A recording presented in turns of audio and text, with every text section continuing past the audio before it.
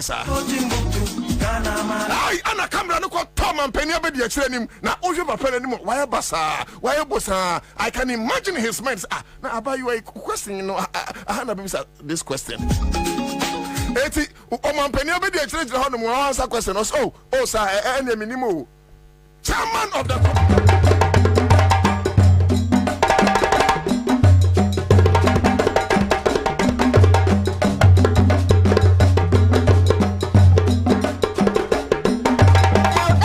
so person oye nsem training anase wani ji media adwuma no nko ahoade a na me kan for Citizen Media College ene de ama e ba journalism side da ye TV presentation, radio presentation, newscasting, disc joking, marketing, media law and ethics, for video editing, graphic design, 3D animation, graphic motion, camera handling and afa MCR. Citizen Media College ewo Accra Tabora Alaji ehwa na yechira akwan wo enti awfue say obanada ye sonkwa so ye nsem training anas na ni ji media adwuma no ho nko ade a tutumika na fa ne bra Citizen Media College number na echegu wo screen no so sa no frɛ number no Citizen Media College we train professionals.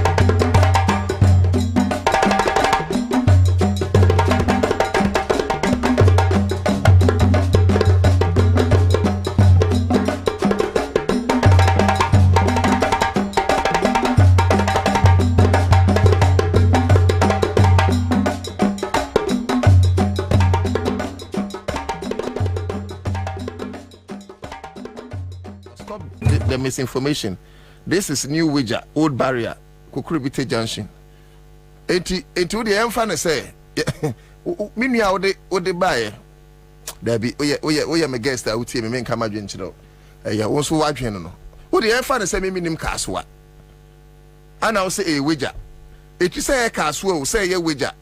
E cleaning so ni free ho. Eti say kaswa dia. Anyways, eti whether wager, whether caswa, that stretch is a problem. And me, my hunu say in swato, and the challenges people go through. You see, Your Excellency, any obra bamia, any penyufu amaka, yen time penimbia. Can you imagine, sir? Ya sorry one day, ne subrania to, not that stretch inti, obinti me enko the central part of Ghana, obinti me engura. The greater Accra part of Ghana. Because now a time comes, now saying to brand way see, now you trust here as a man, that is what is going to happen.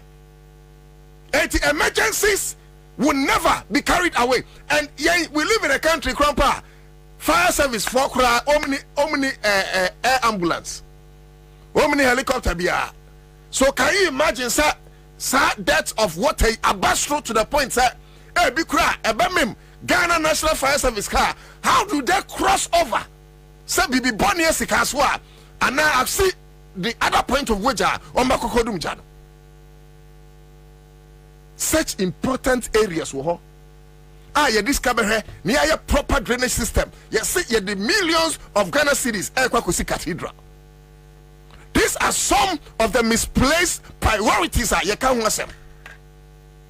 You can't many people yeah, because can you imagine saying so way after nipa go to war I know the abai no sabita frache the America behunu nyansa.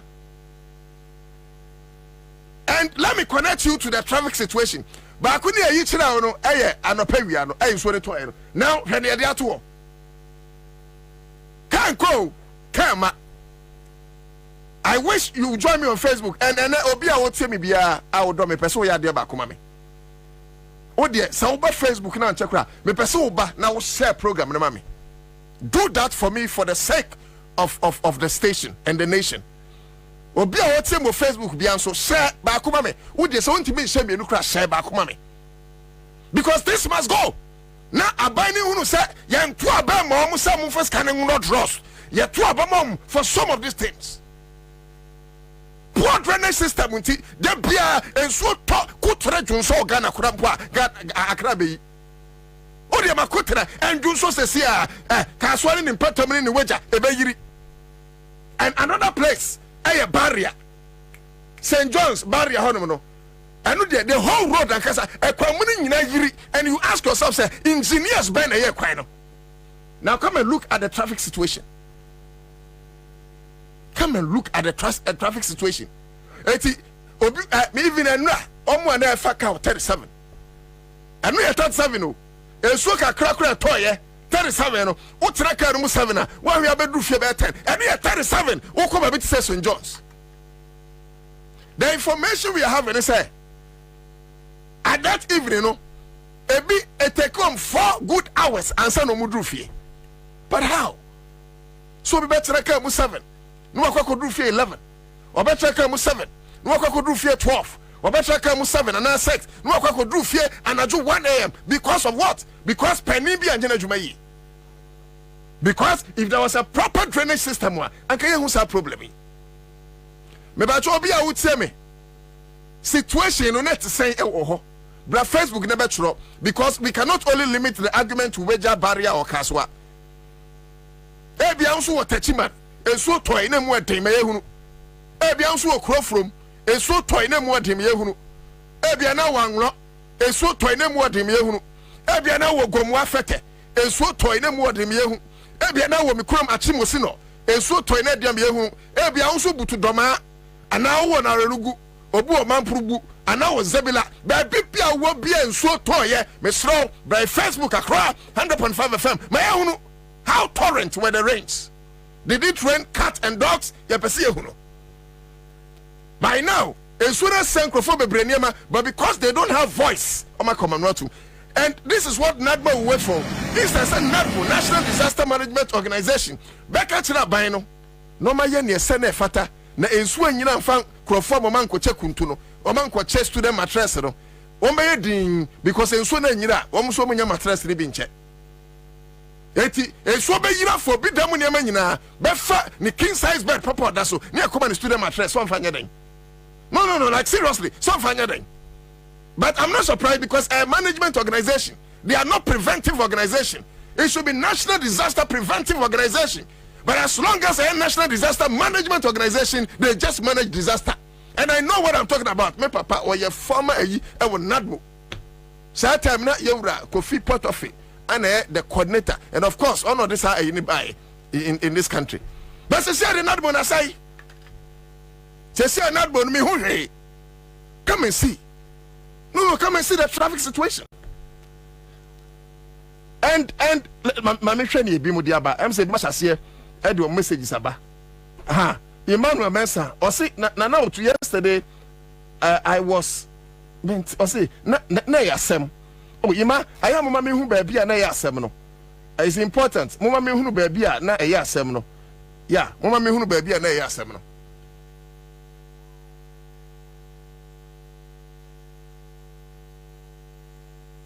Mama me who dey asem no.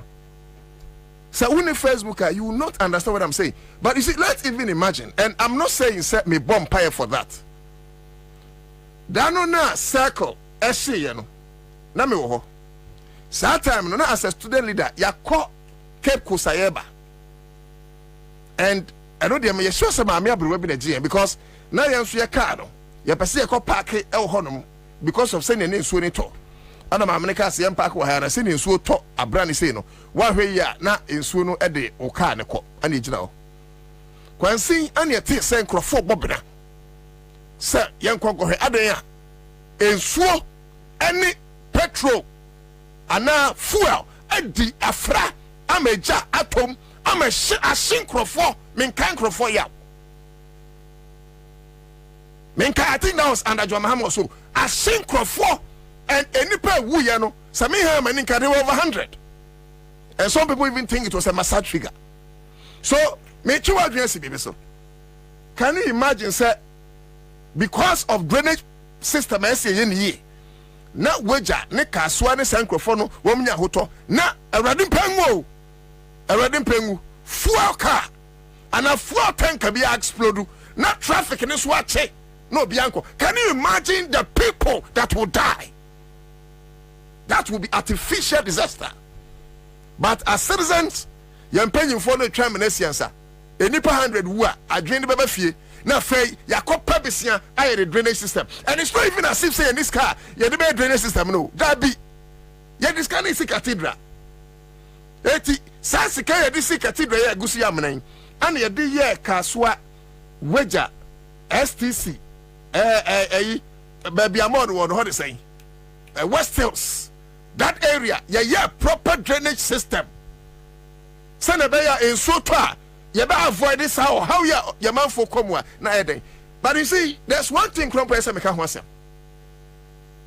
and no me monitor one station faka and bibisa mo say yen panyimfo no one more from bebree advisors no advisors of transport wo mu ana and ask me why yen panyimfo nim say you will ration hours in this country womanim because I saw hundreds upon hundreds of people one mukra lorry fence womunya kamfo and I was like what kind of a useless country is this what kra lorry for kwam o kra lorry fence ba wonya ka because tro bebre enya djuma ana bebre so kwa enya mai so you have to stand and some stood for as long as 2 hours and said onya ka some stood as long as 3 hours and said omunya ka and it doesn't make sense. Meanwhile, that time no na aya lolo buses no ya park. Eti me na me bisa mo say eti ye no obi a advise president or minister of transport say mornings, early mornings,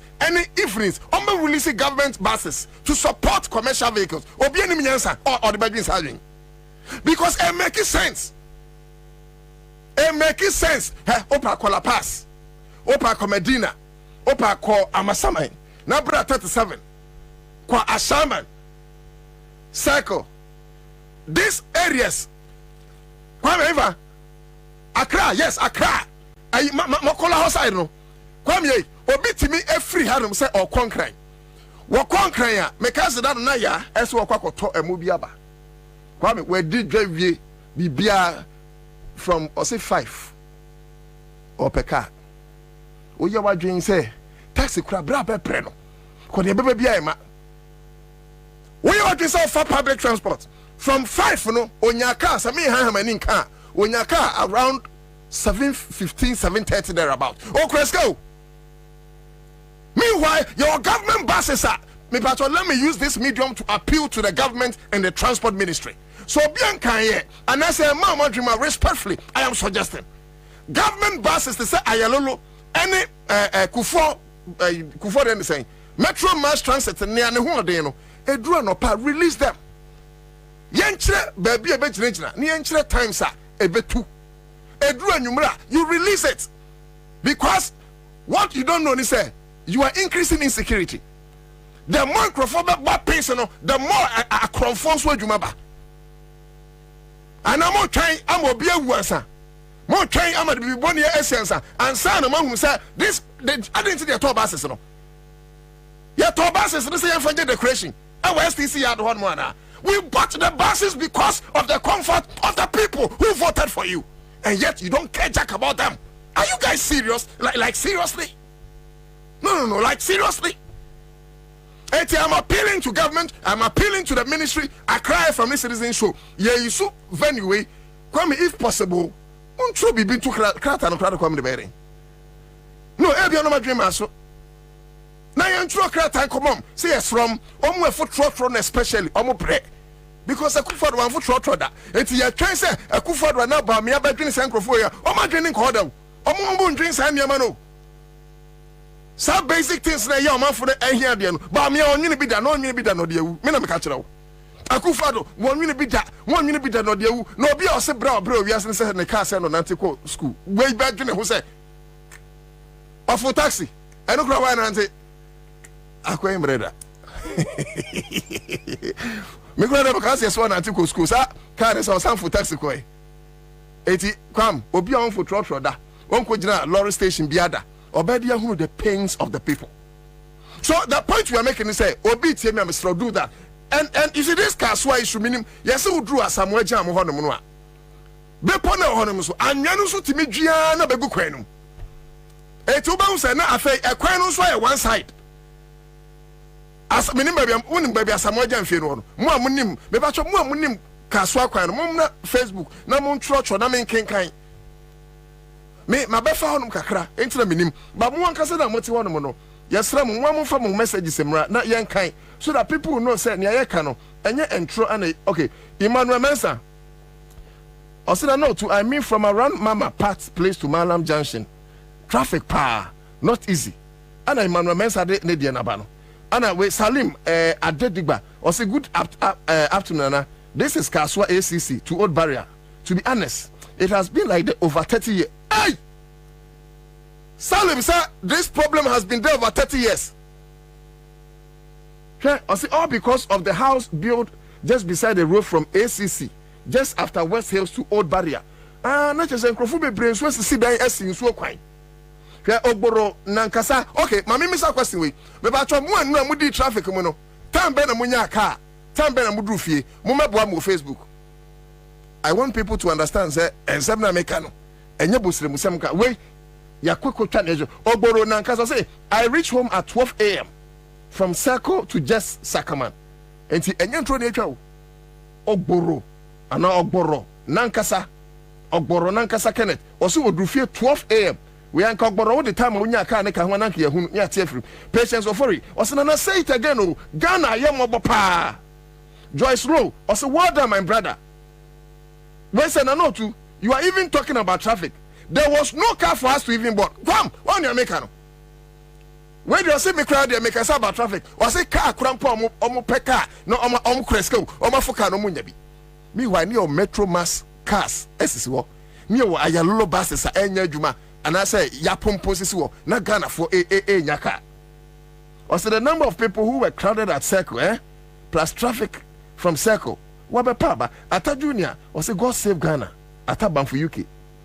Jamil Baru, or say from Accra to West Hills, it took my brother 7 hours to get to West Hills. So, Kaswani Muno, Sa West Hills Kwano Muno, Weja Kwano, in Swan Tompo and a traffic to say, na in Swato, Umfa Denti, Obu on Monfa Denti, he doesn't feel the pains of the people. Me my father. And even Sata, my phone money is so bakuto, because at a point, ya parky. Kano ane ye nanti ye because one way here is showing be foul.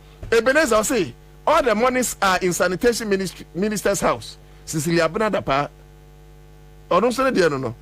Nana kwesi about time rocks or say honorable no to my brother. I visited or say from Cape Coast at Kaswa. No, I'm not going. My brother visited me. Okay, my brother visited me from Cape Coast at Kaswa. He needed to go to Accra. He left at 6:30 p.m. and got home 10:35. Ruben ahead or say, Kwame Nkrumah might be crying. Oh, Ghana. Abbas, Mubarak, Abbas. Look, I want to read your messages. You bring them. I say, good evening, bro. I'm watching you live from Viadana, Italy. I salute you all. More fire. Tobias, I'm a Jordiano. I say, to my friend who is fighting for Kaswa Weja, there's no misinformation. The term Kaswa in the context is used in general sense. Okay, the message, let's save Ghana. I got home at 2:30 a.m. and left again for work at 3:30 a.m. Tobias saw that 1 hour. So these issues are here because Kwame, you see, my worry is that my battery making and so at all the same thing basic. And so next week, the same thing basic. And so next year, the same thing basic. Next 2 years, next 5 years. Your best is a radical pay. Your best have the same thing. Because we become not 5 years ago, no. We become not 10 years ago, no. We become not 15 years ago, no. 10 years of phobia, I just said, Swan Fan Crawford. You then we start reporting. I just said, Swan Fan and Crawford. Now, Yasuma Nadmo. Some come Frunu Kuntu and come Frunu a student address. What kind of joke is this? What kind of joke is this? Kwame, this thing, I think we should spend time on it. Because even if you cannot when you no problem. Ebenezer Benanis, or say good afternoon to Prince or say Babu, or say Ghana, ya yama bododo, Latele Lai, or say good afternoon to King Farouk, or say my junior brother left his workshop at Bubuashi Cable and Wireless at 6 p.m. till and got home at 15 minutes to 1 a.m. King Farouk Neka, or say ne bra, every Bubuashi workshop. While the cable and wireless when you car 6 p.m. or say okodru fie 15 minutes to 1. Obianya car 6 and you 6. Okodufie 15 minutes to 1. But microphone yes and you see the tick of it. Say microphone yes on said you may. Omo ba no man say the wheel. Near mom kwan so they don't feel the impact of the traffic. Next time Akufa do bani amane kwan obehunu. But Omoba, they will intimidate us with a siren. It is traffic na no. They don't feel it. Minister no on feel it. Or better siren. No any emergency lanes. Is this a serious country? It will be a war. What or the ambulance one will because you create emergency lane there, emergency vehicles befaso. But it's sad. My friend don't wanna make another topic. It's sad. Meshak Coleman, Mahunu, Louis Francis. I said, good afternoon, brother. I'm watching you live from Bosome Freo. I've seen you, bro. Bananas, Mahunu, Prince, or say, Babu, Munina Mahumo. But and it's so sad. Kwa Mamin ko, Famiko, Yankwa, sorry them. Kwame Yankwa, sorry them. Mami, over about me a video, no. Wokojina, a sorry be, and I think, say, Bono, me patronya Bonoa, move to me up by correcting my Facebook. Bunu wow, more fire. Okojina bunu asori bi. E kan say onu de osusu kura say ensori wo hei. Eye say ye twa omoka. Me be say ye tie sa video no. Na ye be hwe another video a owura ba me ase na odi agro. Ujina sori tuo na nim na odi agro. Na odi agro before Sebinyamo Konkro and I would diagro before Allah, and I would diagro before Jesus Christo, and I would diagro before Abofono, and I would diagro before Sofono. Who diagro? I was sorry them ho. So why didn't you tell them in the church that it was a joke? Now trying the J fans, I was sorry ho. And NDC must be smart on this. And I think that one of these days, Okwembia, so how to get we get to Dramani Mahama. We'll try and get him.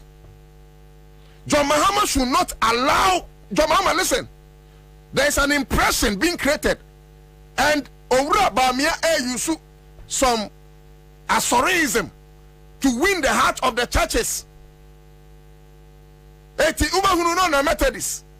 Eti Nagrimun wa capture Pentecost. I am not saying so follow what Owura Bamia is doing, but please capture the churches. Because they know say if we are to vote on religious lines in there, he will capture the Muslims and he will try much to capture the Christians. Of course, we are not promote religious ethnicity in this element. But the point I'm making is don't let an impression to be created in the mind of church members. John Mahama say Owura Bamia a pensorin sorry samseo. Etubera Bamia capture say Pentecost or of penny. Wow, a person they say the bottom. You know, even as a Muslim, he's more Catholic than the Pope.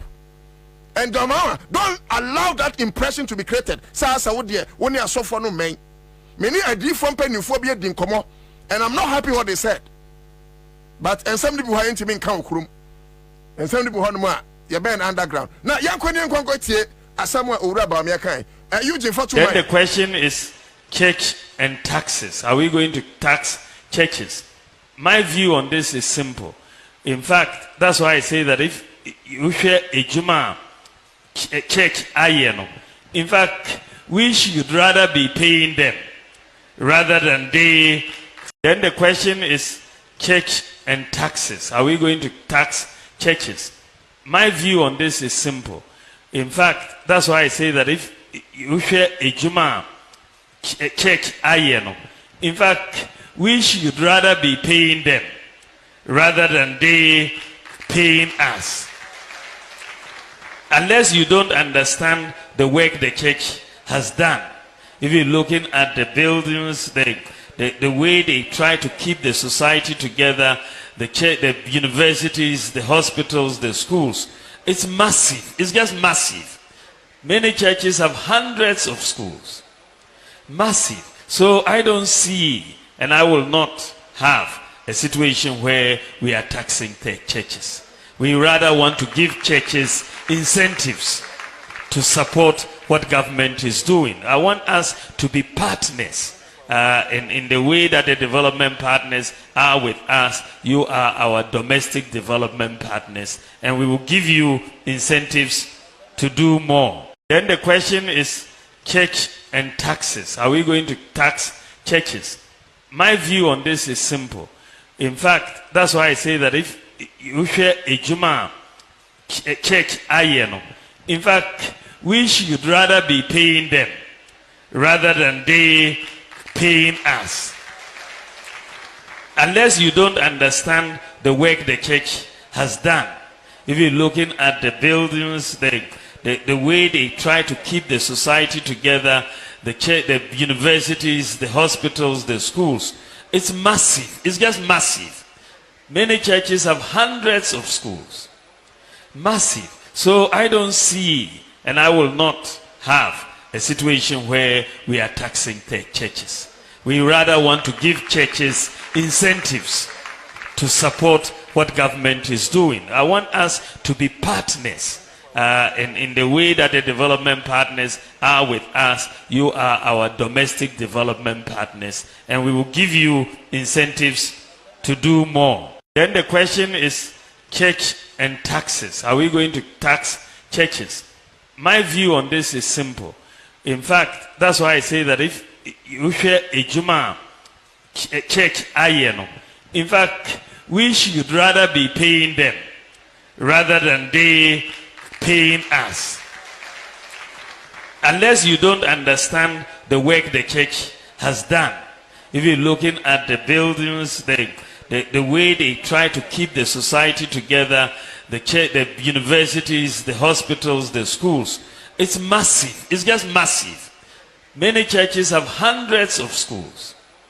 Massive. So I don't see, and I will not have a situation where we are taxing the churches. We rather want to give churches incentives to support what government is doing. I want us to be partners in the way that the development partners are with us. You are our domestic development partners, and we will give you incentives to do more. Then the question is church and taxes. Are we going to tax churches? My view on this is simple. In fact, that's why I say that if you share a Juma church, in fact, we should rather be paying them rather than they paying us. Unless you don't understand the work the church has done.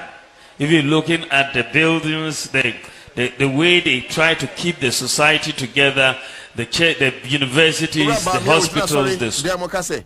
They should rather be paying the churches. My churches be anywhere. My churches be in pure tax. Na dream or the kwaji fans. I'm a body in some way. O rubber me done in the was sent kwa jina baby fufro. Say asem no kaka sorry them hono. Na wo di agro. Na wo di agro na emu mo hwe enyuma bebra. Churches na ye wa hanom to say schools any hospitals ni ade a who here say mutual taxes na no dia gross or cancer using somebody pro me so this time umra me hano Facebook or kasa yanko the next step pa say so can say churches no mutual taxes no I can say churches no Ghana krampo dey say trom karo was say na odi agro enti I can imagine Crawford do ma drink a diagro in his campaign talk. I can imagine him for or do ma drink diagro. I can imagine a software do I also want to have a golden age of a relationship between government and the church and faith-based organizations. I believe, and I said this the other day when I was, I think, in Bono region or so, when I met the clergy, I said that the church is the foremost development partner of government.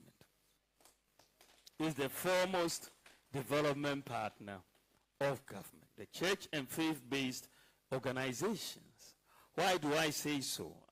You look at the number of schools the churches have built. Look at the number of hospitals the churches have built. Look at the number of universities the churches have built and the faith-based organizations have built. Look at the number of people the churches and faith-based organizations take care of on a daily basis. Can you imagine? Just take a thought for a moment that you wake up tomorrow and all the schools, universities, and hospitals the churches have built disappear. They just disappear. How would Ghana be like? Ghana will collapse, isn't it? We will not survive in this sort of situation because there will be chaos. You see, so at that point I was joking, and I said, "Oh, people are talking about taxing churches. I don't believe, and we will not tax churches because if you look at the work the churches are doing." So at that point, I was joking, and I said, "Oh, people are talking about taxing churches. I don't believe, and we will not tax churches." So at that point, I was joking, and I said, "Oh, people are talking about taxing churches. I don't believe, and we will not tax churches because if you look at the work the churches eti owura baamia se momfa ne se meeting bi ankoso because ne okan ni nyina he was joking. Eti mu a owura baamia beba mo na so monya very careful because you will not know ne odi joki and you will not know ne okan is serious. But say here will be at the enkanya. We need a serious person and not a joker. A joker is somebody who jokes. He said he was joking. We need a serious person to lead this country and not a joker. No, you see, the height of no, can you imagine? You just envision. When we say vice president, the boss, sorry. Na, when you know money, sorry, 20 years, any asofwa. Other districts, any other regions in Abeba because of vice president. They be a head of the church itself, Beba. Emma Sorida, Roman in Abeba. MPP 4, Beba because Raba, ye became Sempa, and a rabbi. Na Yura catch this. Oh, a bimukre kase, Yanji, a sorry tour. Any idea? Na Yan schools a hodua, and sorry, next see any idea. Meso Tabio, Central University, on your school fees. Or they are sorry for one once in the sea, and so you see, we know, and here for what sorry, no man to be school because they don't have money. So if we say they should charge of the, I mean, what are you talking about? Oh, Bamiani in sorry no Casaviano. Just imagine, oh, Modia Mukofi. Oh, yeah, that vice president I say, yay, near Sankia, but yeah, tax. So I was what my tax beam. Oh, Munna Momon Payamano, hey, would be in Shrano, yet an Asia Yanwanki. Few days later, imagine this, oh, just envision it. Ote will radio so crash be say, your friend no to Darko, was say, vice president send your kind on or Buano Diagro. Obakaso, Jao, Ancha, and a branch and my friend to Darko, a boat tape of vice president, a casse, Wabua, and Pabana Boy and Mobago and amending. This is the kind of person our person to Abamano to break the 8. Just think about it. Now, we are doing these things because on the 7th of December 2024, yapesi yeyi onokwafo. Now, yati se ababa webia enkwa me nim se obetimi anya sa video na mamia ye ko nursing training. Eno so ekosi wobo no. And me dey can boso in my initial commentary. Se owura bamia ko hia a nurse fo bi. Na you know, in his attempt to woo them, you know, or convince them. And this nursing training thing, a year owura, what President what we was siaba. John Mahama, free honor for certain reasons. Okay, young father said, means to me call university. Jenina, a sort of tertiary. May apply to student loan trust fund Sikani adima menenya free. Listen. Me baya juma aban better to me as a tertiary student. Obi nso so ko nursing training and also your tertiary. One of the man allowance free. What kind of an unjust system is that? No. Think about it. What kind of a near Jobahama Mukaini say? Then let's get a central pool of finance and our funds. Now Obia apply. What is wrong with that? Money better. It is all people apply. Now Obenya scratch no home. Now or ye Juma sum Ghana. You better in the kakra. Nisa Obejo num say. Macho Mahama be in student. I can say nursing allowance, teacher training allowance. Now Ubetua and yet Uba you won't tria. Dear one pane. Anuna, Apa you want to be a question. Very brave young lady. Now I'm doing so much of that Shan Crawford, baby questions. If I'm doing so by because I'm a penny a bed, why are the trouble? Was see allowance in a way. Maybe I offer 2 million Gongoti. Oh, Facebook and Washamai. Oh, Facebook and Washamai. Yeah, but your sat up went here, or be a baby. But how could draw a Bayano and a bisa vice president question? I broke as a way using for 2 million quid. Accra FM 100.5. Accra FM. So we have to follow people who have vision. We don't have to follow people who think in terms of impossibilities. We think in terms of possibilities. When my opponent was in government, he abolished the nursing training allowances. And we said, we will restore the nursing training allowances. And we have restored the nursing training allowances. Can you trust my opponent with nursing training allowances? You cannot. Ubodi Nawabo School. Then you ask your question. Then we go 4 questions. And His Excellency is ready to answer all your questions. My name is Abdulalim Jaria, an nursing student from Techima Nkobo NMTC. The question I want to ask is, when are we getting Alawa? Since I started my school, since first year, I've not gotten Alawa until now, and I'm in my last semester now. And some of us are not being able to pay our school fees. Next week like this, we'll be writing our exams. Those who who will not be able to pay their fees will be sacked. They wouldn't be allowed to write exams. So if the Alawa were given to us, they would have been able to pay their fees. So my question is, when are we getting Alawa? Thank you. If I tell you some question, I know what to say.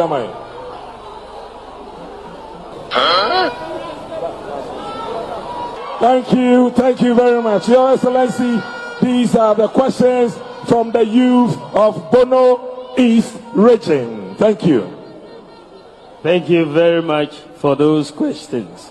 I think the first question had to do with when we are getting Alawa for our this thing. So I think that is a question I will take to the Ministry of Finance. I wasn't sure of where you were with your Alawa, but I think that I will check with the Ministry of Finance immediately I return, and I will make sure that they pay you your Alawa if it has not been paid. I will push it.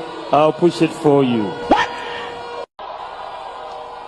Alawa until now, NSC students from Techima Nkobo NMTC.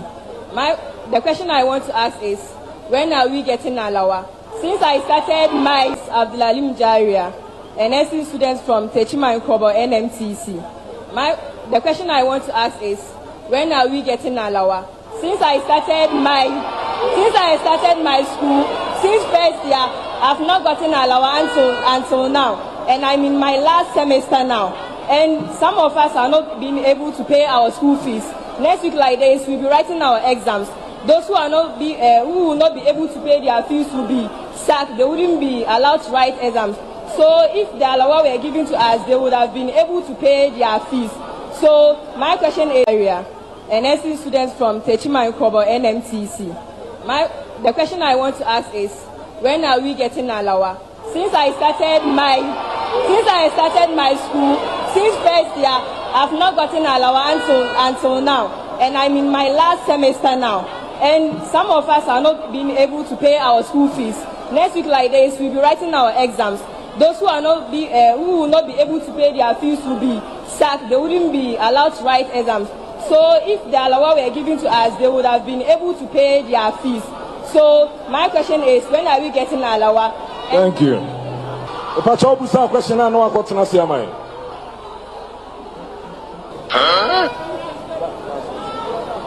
Thank you very much, Your Excellency. These are the questions from the youth of Bono East Region. Thank you. Thank you very much for those questions. I think the first question had to do with when we are getting alawa for our this thing. So I think that is a question I will take to the Ministry of Finance. I wasn't sure of where you were with your alawa, but I think that I will check with the Ministry of Finance immediately I return, and I will make sure that they pay you your alawa if it has not been paid. I will push it. I'll push it for you. So, and His Excellency is ready to answer all your questions. My name is Abdulalim Jaria, an SC student from Techima Nkobo NMTC. The question I want to ask is, when are we getting alawa? Since I started my school, since first year, I've not gotten alawa until now, and I'm in my last semester now. And some of us are not being able to pay our school fees. Next week, like this, we'll be writing our exams. Those who will not be able to pay their fees will be sacked. They wouldn't be allowed to write exams. So if the alawa were given to us, they would have been able to pay their fees. So my question is, when are we getting alawa? Thank you. If I tell you a question, I know I got to say mine.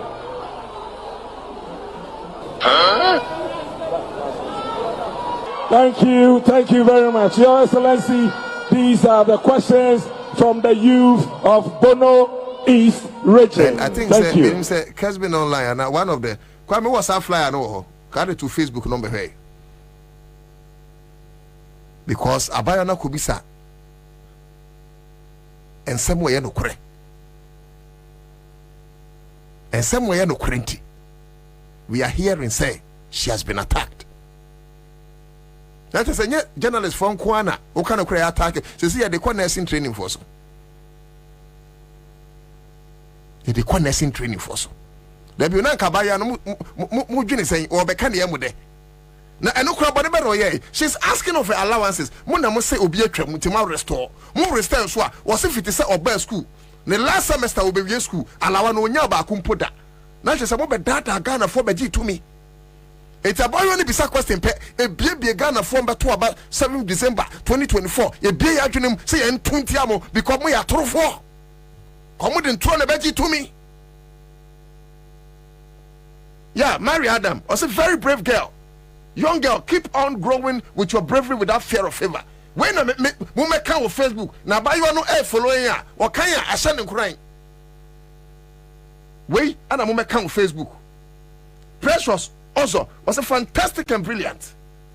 But can I Salim Adediba or say if majority of Ghanaians are bold enough to ask our leaders such questions, they will do what is supposed to be done before going to campaign.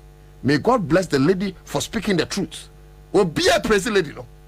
Albert Bracco was at least when they send you the message to go and post on social media. Okay, I know a different thing. But Mami kwa no mkurampo ansana yewie na yembie phone lines but enenso yebecheska kwa me mayecheska akra ba bia me pese me kone hu hia me pa Chief Justice Tokunu yen ko hono mansa me te ho sa Nana Akufo-Addo is a true definition of rule of law. Chief Justice say you can rule of law. Hey, was it rule of law? No one Akufo-Addo. Nana Akufo-Addo is synonymous with rule of law. Was it so rule of law? Channel no way nyanoa. Unya Nana Akufo-Addo channel. Na ebe na Chief Justice inka say one woman aduani die eso president.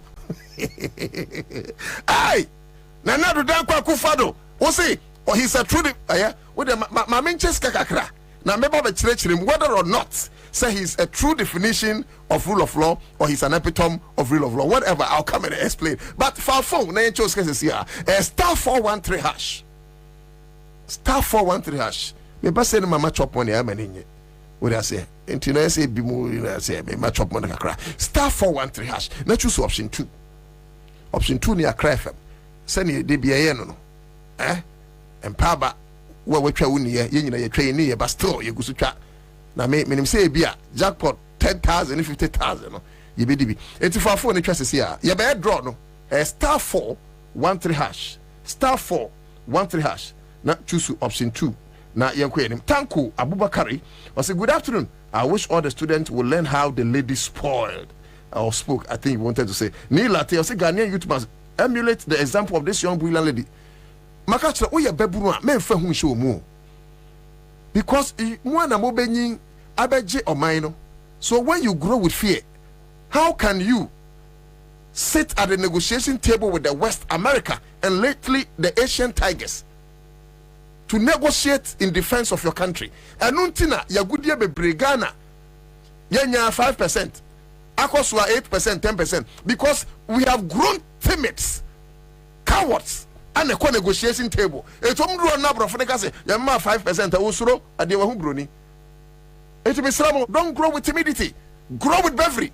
In our country, when you are brave or when you are outspoken, don't care about it. Me say, me can say, me ba class media, me come adwe, me say, me come adwe, na me ka. You say, ope teni eburu no wanya no, I will say, I can say 10 in Tiasemase. Oh, Pedaburu, and one more Quamuno, and also on Tiasemase. Ghana, how you are spoken at? You say, Umwadi. And you say, for instance, our boss and Kabibi, no one challenging. Hey, why are you challenging? Will your boss always be right? Is your boss always right? No. Until I don't say you'll be Mwadi. But Mimi say, instead of me, Papa training me, my father trained me to be outspoken. I have trained my children and continuously I'm training them to be outspoken. Oh, my allow the children to speak their mind. But baby, and yes, you grow timid. One day, before you don't have people to fight for you. I have before to that.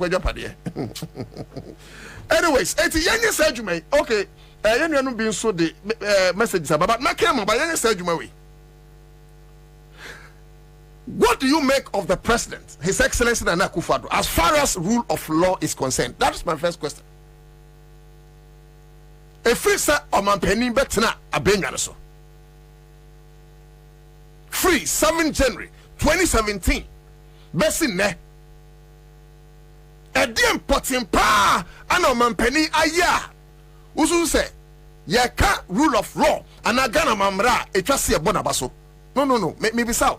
Because Chief Justice, the greatest custodian of the laws of the country, say, Nana Darko Akufo-Addo, who is rule of law, no one who check Akufo-Addo, because Akufo-Addo, the Pembra, they are two Facebook now, Wababekai. Nana Akufo-Addo, say in our laws, the laws are against unnatural carnal knowledge. It's against Rumutu. Parliament of Ghana. Okay, I don't know. Mamin can answer. Mamin can. Okay. Oh my bad. So I'll do that. When he said the laws of Parliament of Ghana are passing anti-gay bill. Yeah, the anti-gay bill. Akwakoto. Nana Akufo-Addo enim. Ghana 4 person besai. Besine wabu yenimutia. And yet Chief Justice said when it comes to rule of law and Nana Akufo-Addo. How? Yama menomani ye papa no kwakurafo bebrebi ho no mu a ye kunkum in the northern regions. Because ye so me ye manfo. I create witch camps near there. And you see anti-witchcraft bill. Ye dia ba wenim nane. Sign beya ye kunkum ye ma Nana Akufo-Addo also a human rights lawyer.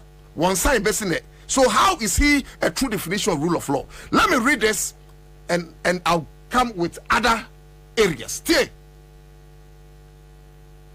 I say President Akufo-Addo, we International Association of Women Judges Africa Regional Conference, and I'm a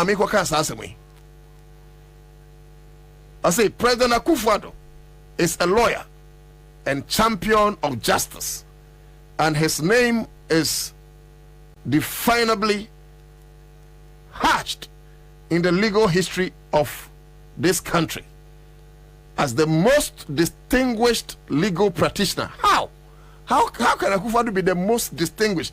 He may have his prowess in legal matters, but to say that he's the most distinguished, that is highly debatable. As the most distinguished legal practitioner, so the Nana Akufo-Addo jina one place, now the Chachuchi Kata jina one place. Nana Akufo-Addo be Chachuchi Kata yoyate. His belief in the rule of law has been evident during his tenure as president. Chief Justice Gertrude Tukunu. What I said, Nana Danko Akufo-Addo there. When it comes to rule of law, and I'll give you some quick examples. Under the same Nana Danko Akufo-Addo, yes, onimumra na emre ni munono. He has done so many things, sir. And Ghana mamra ebwebra, ma Supreme Court could have good anymore. I am not saying, sir, if we're legal luminary, sometimes you cannot get it wrong. But when you're getting wrong, it's becoming one too many. Yet to me, you are an epitome of rule of law. And you're under another Danko Akufo-Addo. Anna or far Kwan Boniso Esaki Domlevo. Have you forgotten Domlevo? Former Auditor General. Because I crew an associate for Papa de saying, or Rosa Fumafu, or Kwaya Mufaswa, or Mubu Ghana Fasono, or Domlevo Coca Sensibility. Eti Opa Facebook had their tour, and I acknowledge City Newsroom. Yeah, let's acknowledge City Newsroom. Was the Supreme Court declares Akufo-Addo's directive for Domlevo's forced leave unconstitutional? Yeah, they are two Facebook, brother. It will be a sworn nimumra or no Chief Justice Nimwa, yeah, in charge of the judiciary. Court of Force, Wakwaya Akufo-Addo Faso, a Pamu Domlevono, and Emra Bebra. Na lawyer Okosu way. Okosu way. Yes, so on the Emra, Ninsam Okwaya Faso, a Pamu Domlevono, and Emra. What do say at a pointer? Domlevo cra Eddie Bimno, no international assignments. No international assignment. Ama Akufo-Addo and Mugwasipoto. As if that is not enough. Mubakai, I think on March 12, 2020. And Ghana, you recorded your first 2 cases. I stand for correction. But I think on March 12, 2020, Ghana recorded your first 2 cases of COVID-19. Yamaka your first one. Ubekaya, Nana Akufo-Addo, using the authority, restricted Ghana for say. Ya timin pia basa. What are you Ghana man penny? Oman penny akasa okwai. From my order, they call quarter now. Come. My ancient for my old baby will be face the country. And I found my what they call quarter debbie. A woman's a Akufo-Addo penny. A woman's a Akufo-Addo yellow jabby. But Ebi Akufo-Addo law now here in a trim. Yen is a new loss. It in the minds of Akufo-Addo no. It's a loss now the wind trip. Eti, Mammy Fan Court. Now me contest Akufo-Addo. And also, ya dia tour. And also modern Ghana. Ya acknowledge mo. Nana Akufo-Addo restricted Ghana for Obinti me kwa de get ho. Obinti me kwa de yere ho. Obinti say ya restricted Ghana for me who fire. I am not saying sir it was a bad attempt. It may have been a good attempt, but was it legal? Was it legal? Because the same person no more restricted you know. Omu ko parties ahodo. I come papa ya your diagnosis of COVID-19 or share mask call your MP what they say. Oh, yeah. COVID-19 MPP, I'm the diagnosis of COVID-19, and yet or the a campaign. What can I say about Nana Akufo-Addo had the restriction to Ghana force called it an executive instrument. Anna Formawa also at the court. You heard their court for kind. Don't forget the Medicare Chro Bakwa. Yes, Carlos Ahinkra, you Jimmy Dasi. Kwame Kwacha Shada Fafu Soyoko of one refi. Carlos Ahinkra Medase Pa.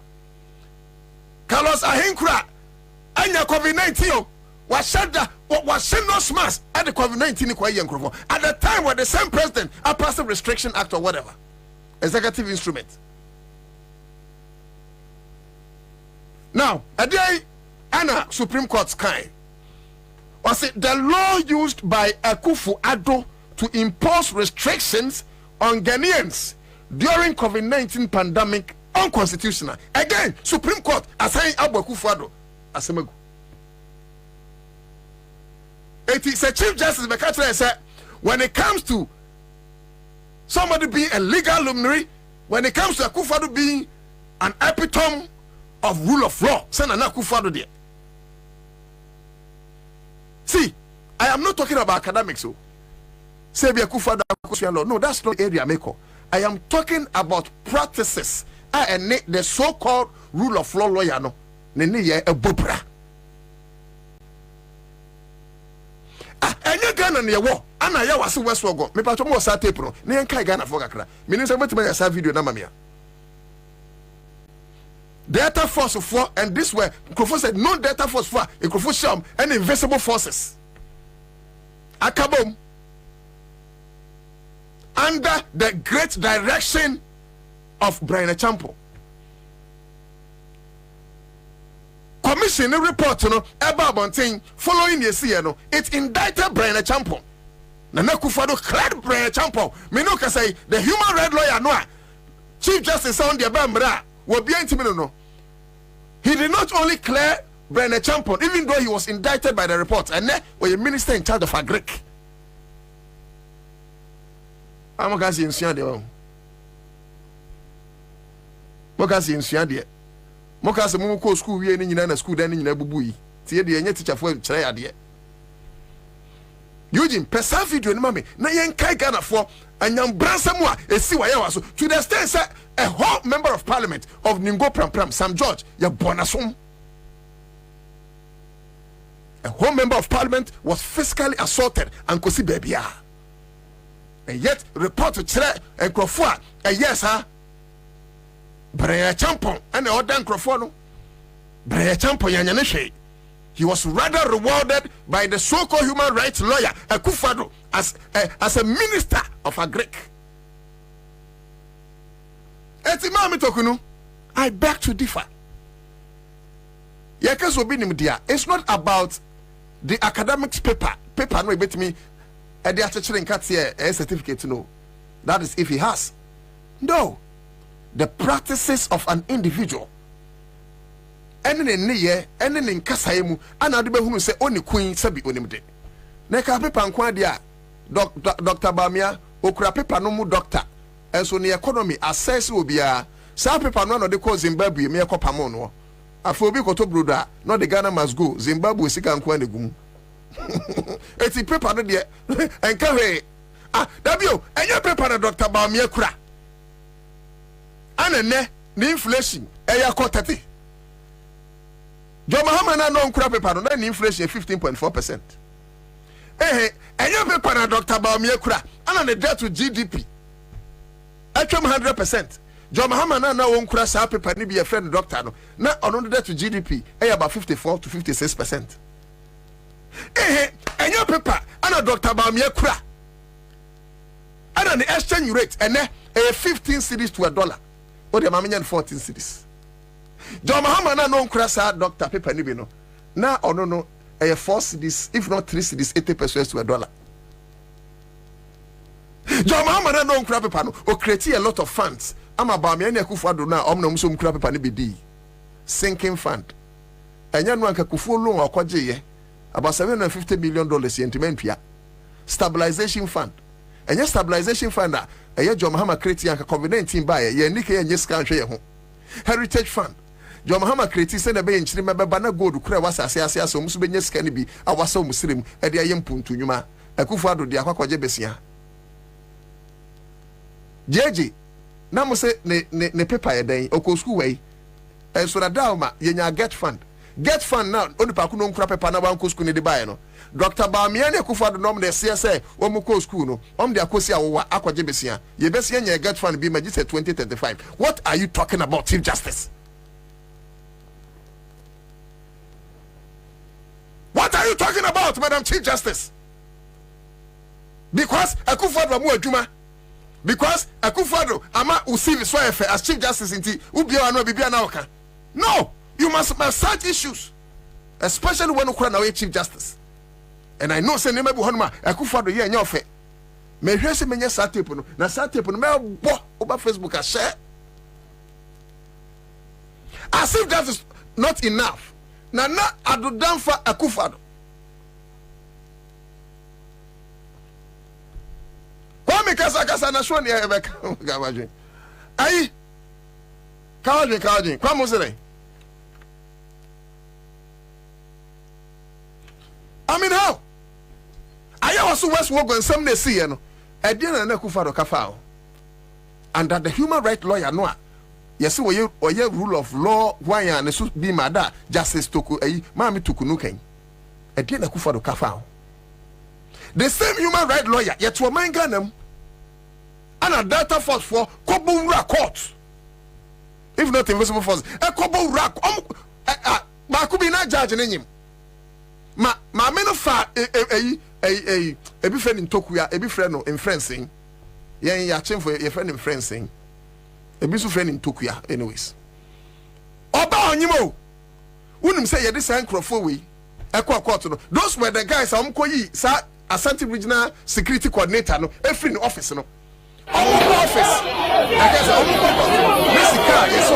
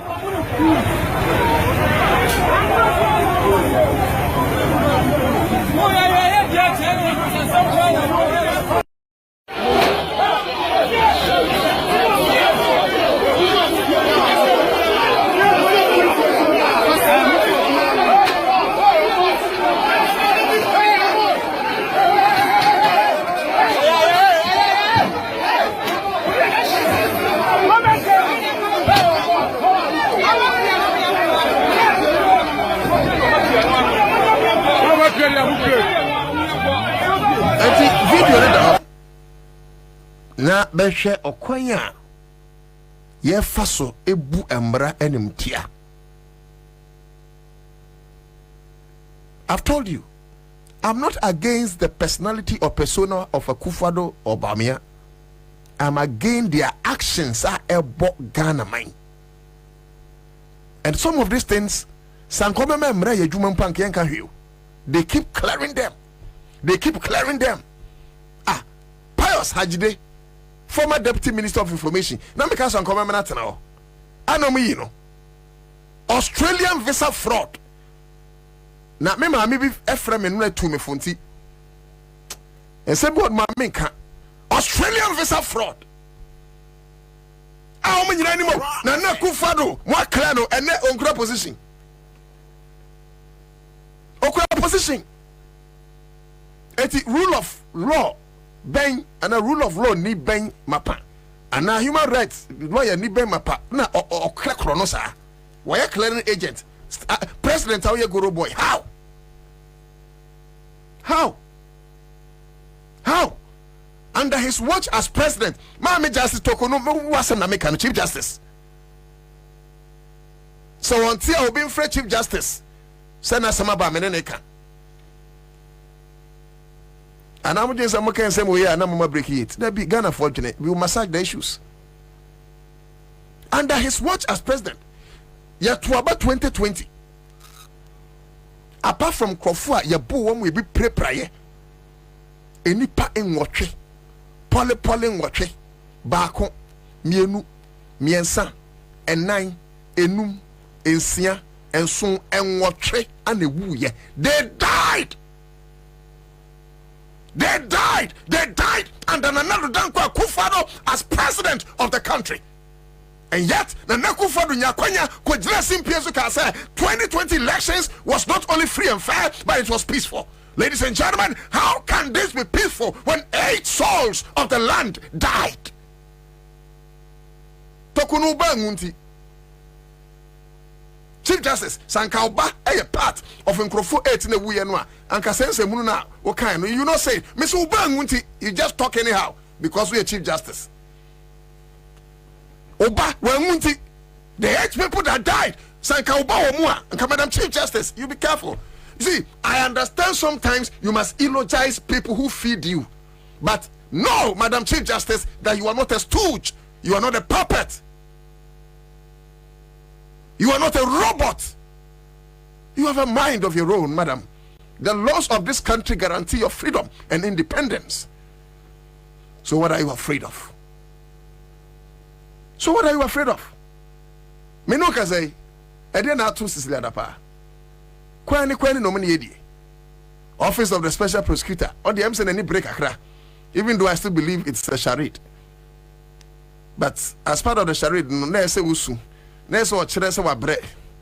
Owie no say any evia mema tuamai yokofo Tiwa the Danka on no former Director General of Welfare. One na COVID-19 okon no aduane one fan amount to so police no o kasa woman. Say say no in charge of Yoko.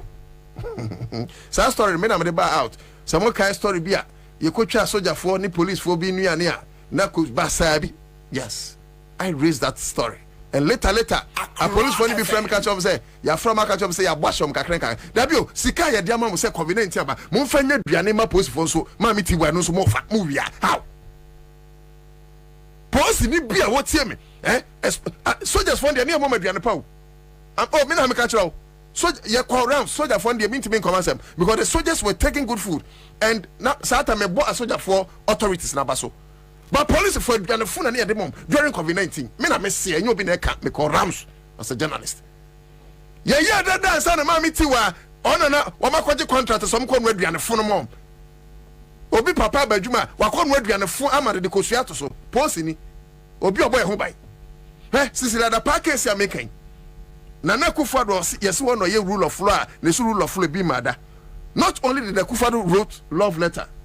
Nana Akufo-Addo sign a clear since the past even though a seminal office or special prosecutor seminal would him so be free. Nana Akufo-Addo, since when did you become a court? Anyway, using the other phrase we say where I was so. Thank you. Me pacho video na me peno.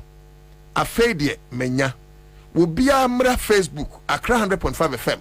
Na yen kai ho kakra na yemra. Okay, there's no sound. or more fire, no problem. But over says here. Yes, Oba Behuno. Yes, in your joke. When I have a singlet, there's no more jojo. And most of these people, you see, no me a land gas for. So the land gas for na you don't call a forces, no. You see, me a land gas for over near there to Facebook. I bear mobile. Near we. And normal dress it is a national security. So Brian Champion works with land guards. Because this was not a proper sanctioning of the high authority. That was also the time when na yaka say forces na what like paramilitary forces what I can't say political parties no yengu no I think some yemra kura from parliament egu say untimi enya private army or private forces in your political party. As I speak to you, all the forces, including invisible forces, any data forces, and they say go. No, one follow it. I'm yegu no. Yegu yom penny don't question national security. C'est langas for Kenya question national security. Ben Lord ya okokum soja ni ewo Millennium City. Who say national security declare taba bon think as anya. Metie Adip Sani national security man me aminia. I watch they say national security that guy is a national security official. Because these are the people, the reckless element, the miscreants, the thieves and corrupt people, wicked, cruel people. These are the people. I don't question national security. They don't care killing. Look. You see, Darko nyam pese be na manya na mebo. Me kan no kra kire. How I wish I could be a bit about Facebook. Abra mobile me sro ma me choose kakra. *413# na choose option 2. In the next 5 minutes ye draw no. Enti mo wani mre na tubi. Na ebia ne be order. *413# na choose option 2. *413# na choose option 2. Na and will be this car. This is sad. Who shall now do who message ba? Yelbi Suleiman was under his watch as lawlessness president. His creation data force attacked a regional security coordinator and humiliated the man. Yeah. Na Kwame, sa ba kunu benya ka fine pa. Ba kunu sa data force for no ko train. Asante regional security coordinator free in office. Chale. And send me wo hono mu a esi wo krom ha no mu a. You see, I could find until and Krofakata so I can imagine Sanka Bahama a president. Timiko a whole regional security coordinator. Quatrino the free the office, Quatrino. And when him say, I'm the sunny staircase or Teshe on the staircase. Come get that video and let's play it. Now, Mammy Justice to Kunu Kasamwa, he will come again. Rule of law, Fubai, what has Nana Akufo-Addo administered as far as rule of law is concerned in this country? Now, even you, Krama, make justice to Kunu under your watch as Chief Justice. Oba, many J. So, you know, Oba, come there.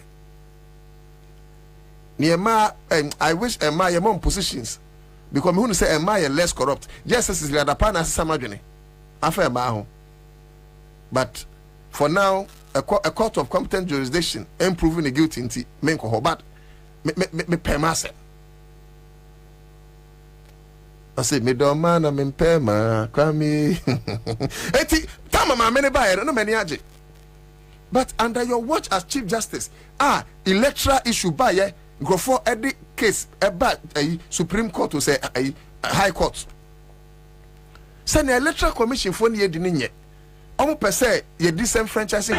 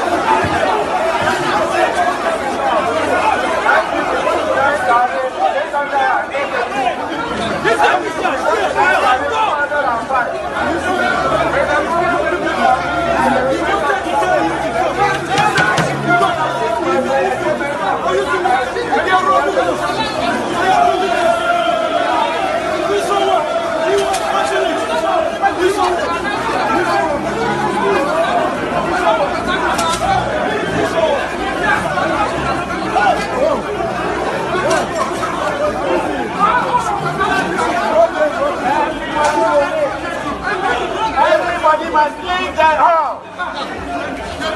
Everybody must leave the hall, please. Oh yeah, leave the hall. Oh yeah,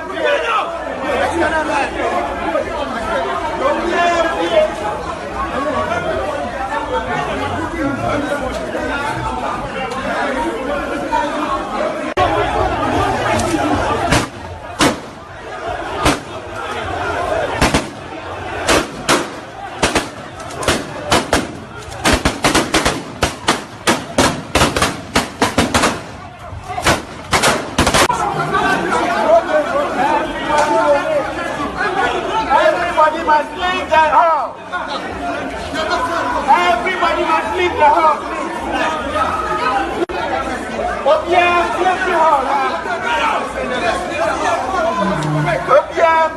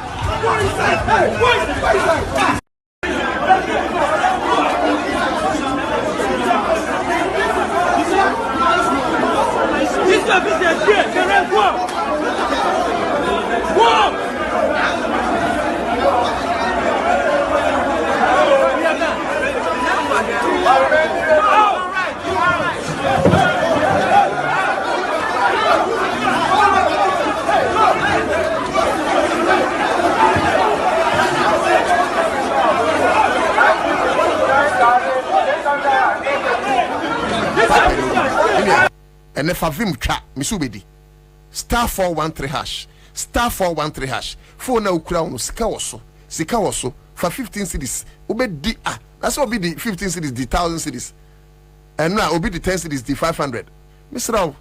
10 cities are here na eden everyone's so they were trying to win here but what if udin swear mama if I phone on yanko star 413 hash star 413 hash na choose option 2 follow prompt no na be this kind of say here the last videos be very hot but time in hot the last video yeah maybe boy Mariada was say I wonder how these MPs will even approve such a character. Oh okay Maunyo Freddy Agbenozevi I say good afternoon no to good afternoon David Agbenozevi I say God have mercy on Ghanaians and Ado government Mama Jemfo say Dave good afternoon from Ghana Yelbi Solomon was under his watch. He's a lawless president. His creation data force attack regional security. Okay, so regional security near Bebono. We say good afternoon from USA, Worcester, Massachusetts. Thank you. We say under his watch. Okay, so I've seen that one. Johnny Ford Johnson. Assemble debut with Edu. She said one day, one TJ cry. Neil tells you, do you mean that Bamia should not be taken seriously? But like seriously, do you take Bamia seriously? Obi okojina Hong Kong kure ni mkase. Hong Kong kure. Man sorry for no. Yabakra. Yeah, mom tasi betu yomaka. No, some could never because I was joking. My dad Hong Kong. Who said na kufa the crash coming yame. So be say sorry there man. Banko sife. Young kwana miches ka yeba na my last video no. Hello? Hello. Open you to say. Nana Otu Darko. Pia. Piao, piao. What permitting? Piao. And then dear, Danyamiasi, Mania. Another one. Was another bit of Yamias, anyways, and they are much of money. Oh, sir. That's it. Yeah, that's a reason for you. But you can see. I chop money in Yama and take a crab. I have a good phone. So 500. Oh, 5. What is any try in there? Let me try 50. And when you're 500, and then I catch you be a one trap ye. I feel dear, my dear, to say no credit. Hey, now first, now, no credit. Because me trust, Mate, it's your video, no credit. My dear, Mate. Any of us throw, try, wait, you bet me sign the Kakra investment, and also far enough. Try more. I'm finding your investment, no. You must make wise investments. Well, you're near trust and you'll be near cancel. Let's can answer. Okay. Yeah, that's it. Okay, so take care of yourself. But yeah, bra Facebook. My Facebook. Who Facebook? Bra Facebook. Oh, me tamba pa so the biano pa. Oh, so the bizo. Me mejuma me akwan 20 obedu baby na network. Oh, okay. I understand. Yeah. Obehu Frank Asari na me. Na wa. Okay, that's it. Okay, so thank you. 80 cent here can. FM. Papa said, and yes, we didn't know. I say intro. Me integrity who hear me. Me makatro say I'm the presenter. Metia. Na adwuma. Edi advert ba. Me make sure say me hwe advert ko. What I say? Because the moment I make no, all the integrity air to so. Enti me so na make no kre. Eti fa so phone ne yenko. *413# choose option 2. *413# choose option 2. *413# na choose option 2. Maybe about the last video. Na ye din komo ene Solomon Wusu Movement for Change Communications team member beba.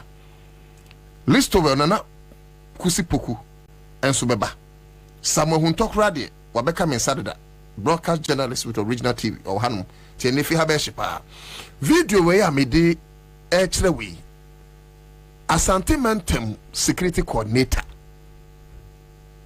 Abonya for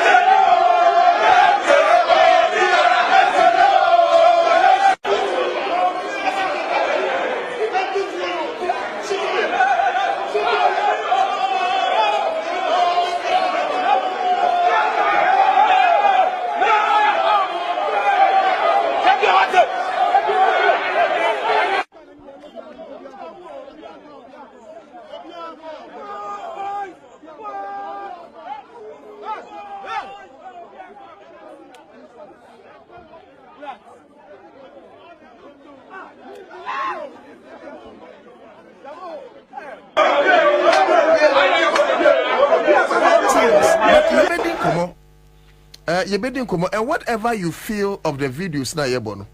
For drink to the Nana Kwame wa see okay Ghana. Dennis Nembison, menchia Dennis Ho, Reverend Dennis Ho, who USA na menchia Dr. Kojo Nomenyo, also USA. Menchia pa Dennis Nembison say, what have he done? What done then? On done you almost my banner bentie in a frio. Ben di Kejilo, I say okay, also the message about Mary Adams. I see you. Maunyo Freda Gwenuzi V David Agbanyaga Mami Jemfua and so Ede Nedia ba Obi abetimi Nedia ba yabekin kamamu e wakra 100.5 FM midin de nana otu Darko Samuel hunto eufianum Same akwaba ana mejo so na pome bra nyame adomo na empom te sen nyame adomo e de radia say medical mo waka weni bi okay, of course it is a major topic in Tino. Say you better for man here for preko. It's very important say you better sense them no. We raba me and so some ro hanu sheda anye too serious. Ti bi see ente no kakra free honu mu. Otherwise, let's spend all the time on this. You be point na ya sorry no. In na enim ni justice to kunu aka afana na Akufo-Addo say by rule of law there only match or justice asepa. Me makwan ni aminim fa ho. Entino yebehe eda Akufo-Addo ne law now you know a champion of justice or otherwise you know yebehe na chief justice no so obaye no ne krakra ne say enti ya hwe ono bonsa dedin kai na na menchia na me enchia atiefo ne ahwefo ene awie dedin kai ma mini kan share program no on my page enti hunto share no me pacho obia share na wo so share na wo so share na ko na me ba na pressure wo monti no ma enti me share ma men share answer okay Mr. Monitor my feedback check it all right is it okay yeah it's okay nana medical chair atiefo ne ahwefo nyina awie ma men fa nchie mu odin koma ma me elekple makurugu akurugu on any team adwuma omoye e wodome kwabenya na ensem de bebre wo ho na emi say there is not the right time to talk about them ebre no so a ye be ka ho asem de akoso wo NDC monpanisi e kanfo du afro no na e kanfo achacha enti bre no so a you go there but see that the make say Mami Elikplim we need few of the constituency executives, the organizer, the deputy youth, the women organizer, and a few na vice chairman also. Mayi mu yam samo besumo NDC. Awo do mekwa be Nyankopon hyiramo. Monko so na mama adwuma. Na honorable Emmanuel Alote. And nso so ye PC awo anya so utuma batom pesu aso. Alote. Wona Alote ese etime bua no pa. Nyankopon hyira ne na adwuma pa wo. Na honorable NS Adomako. Akion. Ono so eyo okankwe. South, where is South? I think Okankwe South, right? Okay, South. Ono so abadwuma. Okankwe North Yeladi. Yeah. Any mechanic say orphan constituencies are a war and cran hasia. PC ho no mani abre eye adwuma. Omonkoswa na omonye adwuma.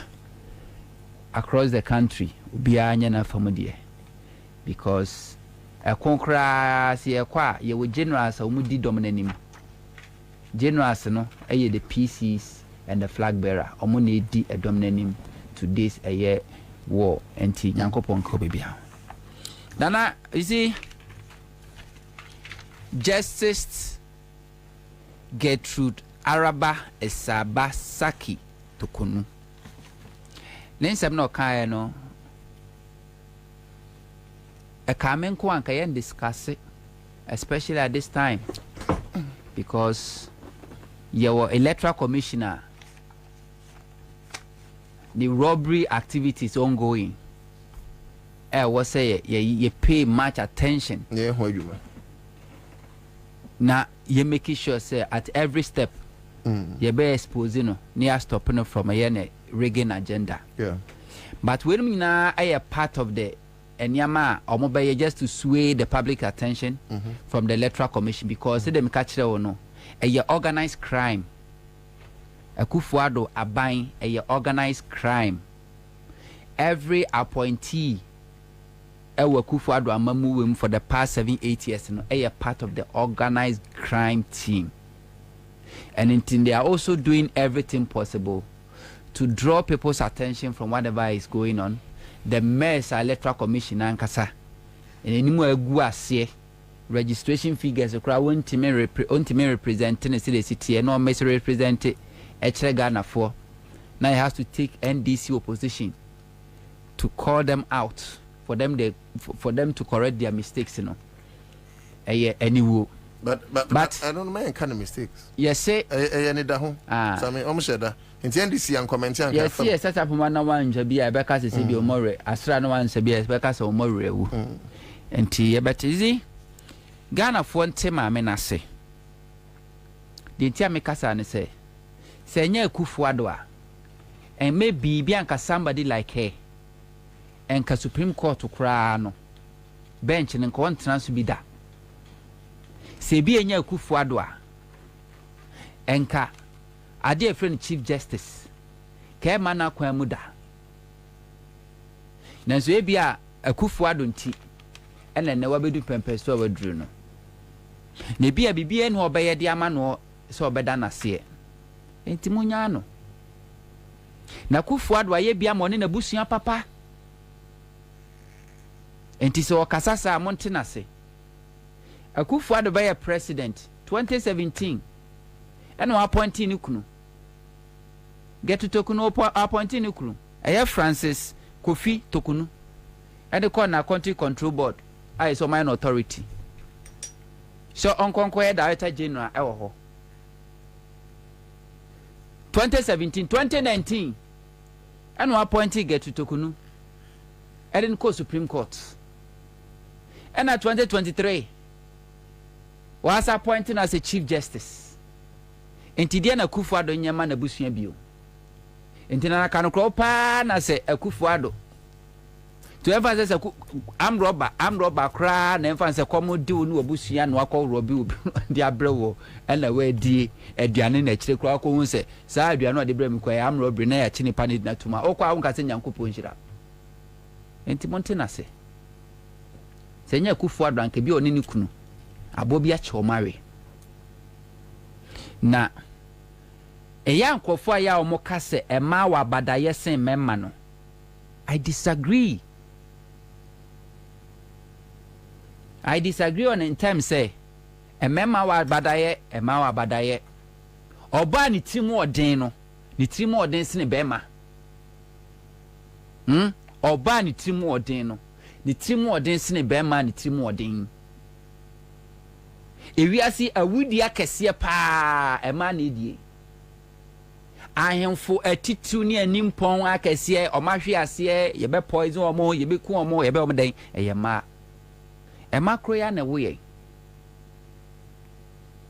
no bibi obeka cho say ema enye corrupt say mema no I disagree ema binom ye corrupt che mema na kwese oba Ghana ya mamuo no appointment no ye governing system no mema appointment is over 80%.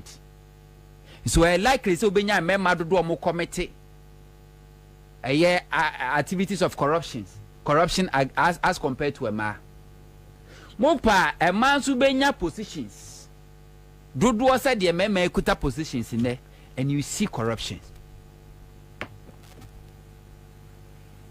Mumusa First Lady Rebecca Kufu said the properties are what are massy a train who she no or shall say that bang Rebecca Foundation was in that bang 2017 after saying Kuno a Bayer president 2020 in year and a year Kevin Taylor expose Sika ye trade free China ye do fan account to the buy $600,000 $400,000 $250,000 Ejuma Ben Waye Rebecca Foundation Omudua Bro Umutu galamsey.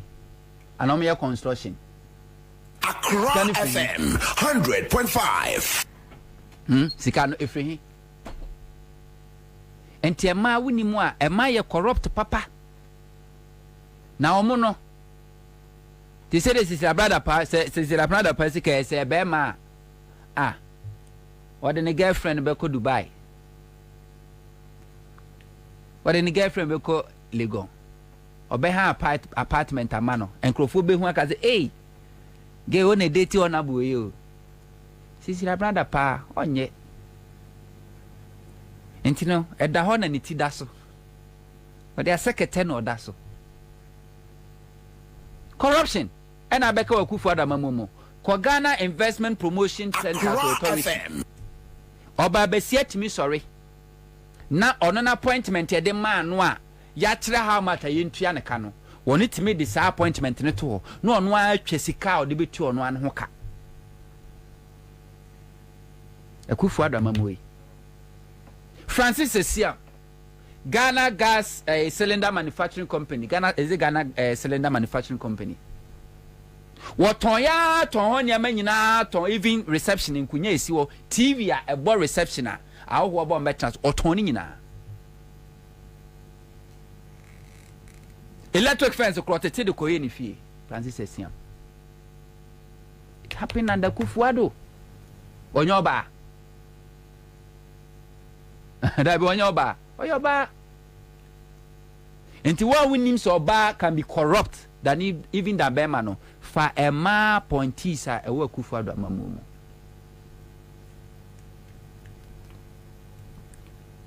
So Saraju Asafo yantam Ghana sika over 100,000 amana fan charter flight from America Magana. Enye bia enye corruption. Wote wonu minani entua ne ka. Saraju Asafo kwotena abrochire eja na juma to as a member of parliament as a minister for more than a year ni entua ne ka. We corruption na yedien. We enye corruption na yedien. Enye MPP parliamentary candidate na me hu se sa COVID-19 kan kwa chemo mudi. Wanyi bi. Ayedien. Yeah. But on the reference here say Nana Kufuado epitome of justice. Me ka ba ho. Okay. Entiamasi corrupt. And it is never true say ma wa badaye say mema wa badaye papa.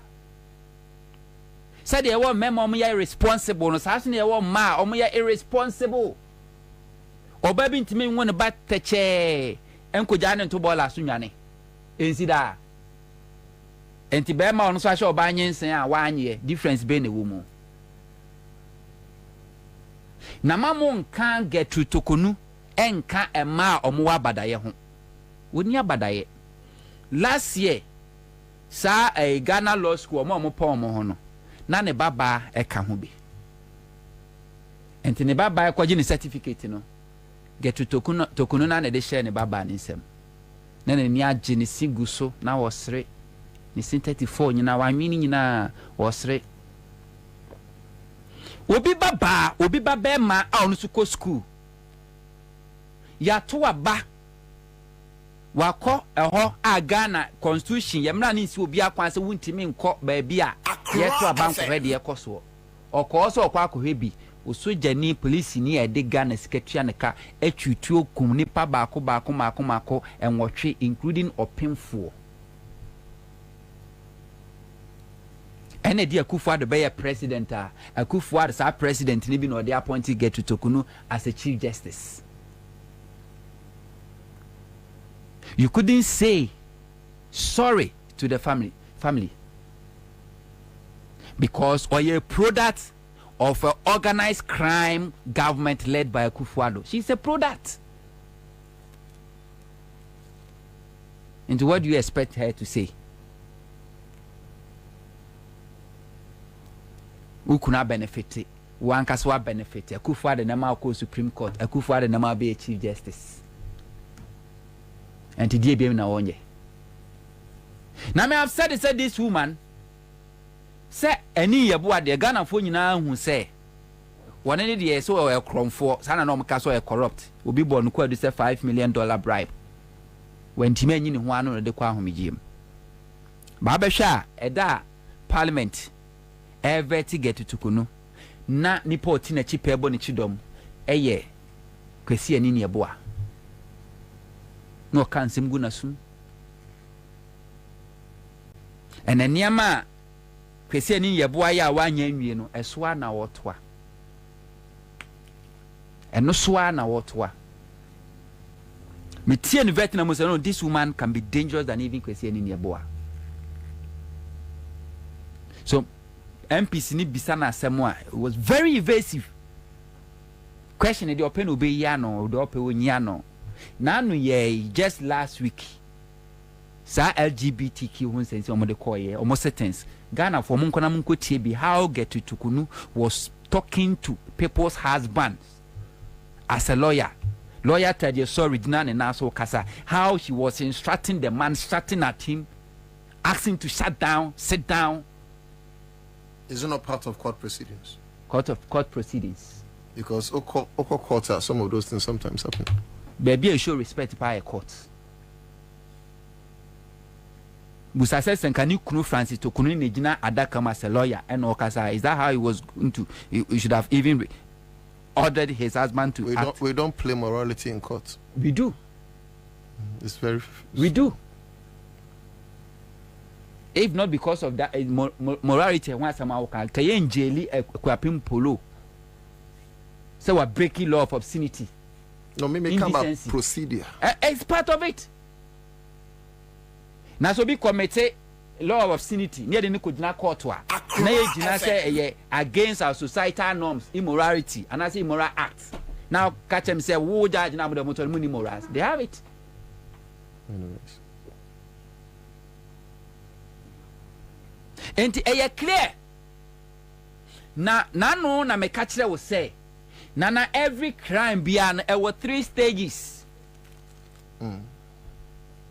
1, conspiracy. The plotting. I don't want to Ubo trimupo, obopo, say ube di bon, and any 1. And a conspiracy. And a conspiracy no. Then who execution. What would the juma? Bra wudi bon and one kasa. Wudi bon in we are the 3rd phase, last phase near day. Cover up. Yeah, that no can say clean traces or something. Ube cleaning all the traces. Until now, Akufuado are buying or more the 3rd phase. And how do you clean all these traces? It's through the judiciary. Because if I can kill 8 to become president, and the whole chief justice, back in the regime say I'm here the best when it comes to rule of law and justice. Now December 2024, so you can imagine number of people are bekum. Yeah, you can imagine number of people are bekum. And I'm a cocoon 8. Ni aboma basu say minkum more. What? I'll kill more. I get your logic. At the end of the day, in our back, you see democracy in the treat you. Will be your bonnia, Fano comma, opposite for Fanon court of competent jurisdiction in Nasem. It's only court of competent jurisdiction, the bait me pronounce will be guilty or innocent. And your court to pen a bait me access as mercy, or differ as would be. And into no be ko we are there crying a chin or ya chin or cry in the act, no, yes, in the panny accused. You're proving guilty and proving guilty by a court of competent jurisdiction. And you're court to pay. And then the court, no, and are emboldening criminals to commit crime with impunity.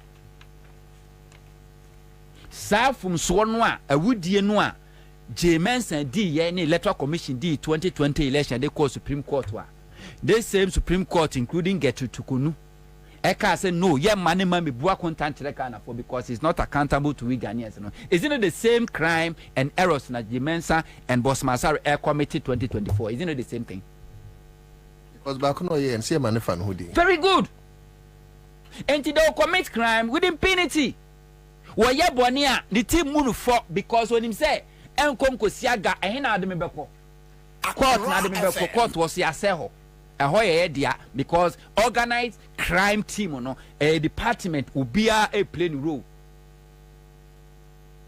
And then when you go to the police, you were team player or cover up all the crime, or one can say committing grave crimes, or cover the rest. Uko Yoko, you another team player, Tiwado Dankwa, or commit a crime, no cover crime. And to this is a brother pass them Kokomanwa. One is there to clean and clear hair. Co-military, the same thing. National security, the same thing. There's no single state institution today working in the interest of ordinary Ghanaian, aside the interest of this ruling MPP party. So you can go back and check number of people like Kufuado by 1 point called the High Court. Wapaki Unina, Court of Appeal, Wapaki Unina, the Supreme Court, wa appoint a crime and abroso. If we say didn't in our yes, Munteki over all the state institutions, make sure say it works in our favor. A back one, Ghana be an military. We control military. We control police. Even the criminals, we control them. And to be a baby a back crashing. And konkusiaga. Obekwa hina bekwa kudu Supreme Court. And konkusiaga. Into obebo Kufuado abaso. Until Senyanko Pombema or no Seneba Bano Anano, where we law school no. Wonusu wu ya to say omo ekuomo e wo techimansa out no get to kunu will never understand the pain of obusuafo ekuomo de hia. You will never understand. She will never understand until Senyanko be man the bus would that kind of tragic death, painful death. One more ekuomo kunu no no.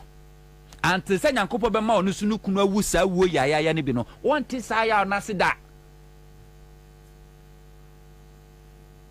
Because it yonko ho a etuaduam. Tigana for mama yem for attention ko ho. Sansem we say no mo kan fa na ye trap. Enti wo comment on one comment here. Yes, yeah, actual contempt. Just to silence people. But omani ati ayesu eni awai. Ye beka ne pepepe. Na emre hoi yini nkaso. Ensemu esi nkukobuom no, ebi si mponchibuom. Ema ni ye. Accra FM. Na no ena ye etachima south wa. Ebi enne, ebetumi ayewo. Ukodu Supreme Court where say matters of what justice. Say emaka ho. So baka ho na mema. It means enye so omo man ko police station ekun omo ana omo ko police station. Omuko collection center na ekun omo. So no mo fie ene ese ekofo omo kokun omo. The same thing can happen. Obi betimi awo no fie ni akoche na ba betwanity. Se Ghana for fed up with this system of democracy and rule of law that we are practicing. People will be bold enough, go to people's home, drag them out and slaughter them.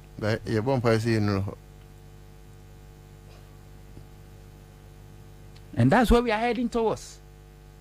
Because Okofa national security can power Mwankasa say we say Ghana for do one any trust in the Supreme Court. Over 76% of Ghanaians don't trust the Supreme Court. Over 75% of Ghanaians don't trust the judicial system. Now take away the judicial system. Everyone, where is democracy? Also the interesting way. The engine and the heart of democracy is rule of law. And who ensures said there's rule of law is the judiciary. And the judiciary no ebe weak, corrupt than a committed crime that even the criminals almost stand the trial. A child said there's no hope in this democracy. And when the people don't have confidence, say me court or menya justice, they will take law into their own hands and deal with people. Like people went to people's home, dragged them out and killed them. And you do move for the SEC one no. Omurefi, and the beautiful say, dear Sib Dream no. If we are so, and yama be an we say the fufu we are so. Dear Sinwa, ne quite a fashion. And as Anta de Abaya, I omopamo and I a pam trader kakraka, ne a shampa boaka crack hey, yana namo pes no friend guarantee. Nyana no moshe, Odo Kofaka Kumu Abon Rabuse, no mucha ponky nisi so no matade, a trader kakraka. the same thing ewo mu a ebe sa akọ bonse na achechire me pampi na eno asaba na ewo mu a na asa akọ sa na crime so tie and nobody should sit somewhere and say the see baby atwam wa ekwachi ajaji bi ku omo no it can never happen again mo bi ntina ba bi nka say Ghana we beyond coup d'etat Ghana fu ani ate ewo democracy mu a chebroni ko di democracy bae and intino Ghana there's no way coup d'etat can happen in this country wo kasa wo boa tell me for 2 minutes Rabia. So they should think twice. Now like I said, you say kadi oni ntuma nko a na nka de bia ya grass afo. You say Ghana hey say edatomu a you and I ade a be protect your life. Ye ni fie bia e protect FM. Sa to ita ko la we nye we wuti na me kaze go protect me to ita ko na the only thing you and I and our family can protect is our lives. Wo mo and e wie sika kese. Aye all the investment akese. See all the apartment akese. A mo protect mo property. Na Bible class baby oni pa japade wo no e ho na nakoma wo. Enti so onimi so japade wo Ghana de me ye wo I will do everything possible to make sure that there's rule of law. Justice system no be ye adwuma. Said the be protect me, be protect you, be na protect you nyina. That's it. But I say ode wano see Samuel hunto ayen century messages about emphasis that can say my bills micro credits I can near from quick credits say from bills you be doing more than see actual Greenfield Scientific Herbal Clinic and so aso ye sene enewie na ye na top choco a chocolate for so ase see nyina seahorse engine coolant and wana ubi so Solomon wusu ababe kan sa obey akope bi de gum first no de nsu ne kuka nim so bra ye nyane sa on so sere me promise ne say men kan me sorry why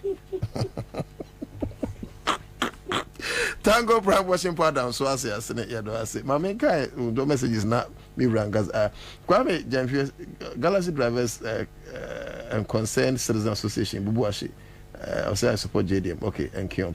Eugene Bordeaux. I say I like Unto's analysis always. I say, but Listerwell always argues when he mentions Gentle Jack.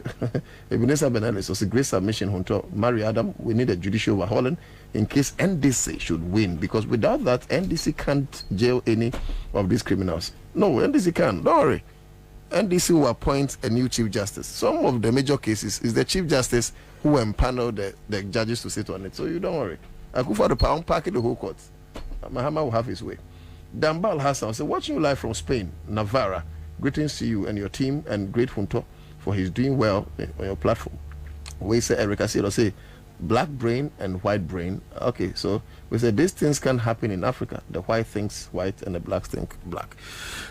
Me patro ye chis council entino ubitimi afa phone wa dial *413# *413# na what choose option 2 *413# na choose option 2 solo Bemena I think Samir raised a very important issue. Was it on the face of registration ekoso. I mean enkwesi baby you know say ekoso aka na krono bi ebekoso bia no yebugu but ansana no ne da paswa yeka kakra efa chief justice se wa kafa kufado se FM bi ani ho no ho asem ne yeka kakra into we na yahwe be fufuro ne afa yentio me da si chia wati fo nyina ontonso ela se wa be kire wadwe na wodi aboa NDC for say obetime place second to Roland Chamante e wa bato a ye kwa kotu mu Oba Tokono born on the 11th of September. I was September 11th na oye net eto your friend say America for 11 September sadara ne ball ye wo Oba hema get to Tokono tine krakra say na chese eda ye wo no ye eda America form pese ombetini dabi na ya ngona ansa na bombe neba say no na chese sadano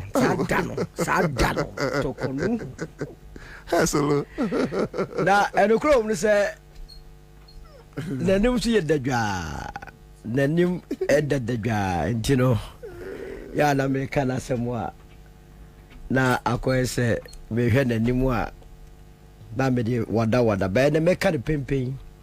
You see, I don't blame her because as I before say Chief Justice no abe judge bia o Ghana ha bia na niso ade hunu and they say obekwa ko PM Supreme Court na opiem Supreme Court nso a da chi bia wa ba be Chief Justice. So Chief Justice no be ya o Article 71 holders no be anamboa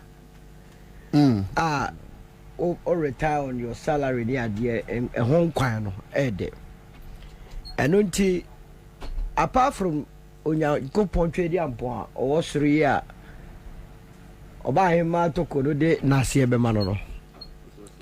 She will forever be indebted to Owura Akufo-Addo esanse Owura Akufo-Addo and the man akonya se omameye Supreme Court omameye Chief Justice. And it is oyina ya medie me hune se obi aya wo papa na oyina ye. But the also Chief Justice Tiasi said di bia na wo no sa asemu ya waken ebeyi nika echina. As your Maya ye beko into a crucial election.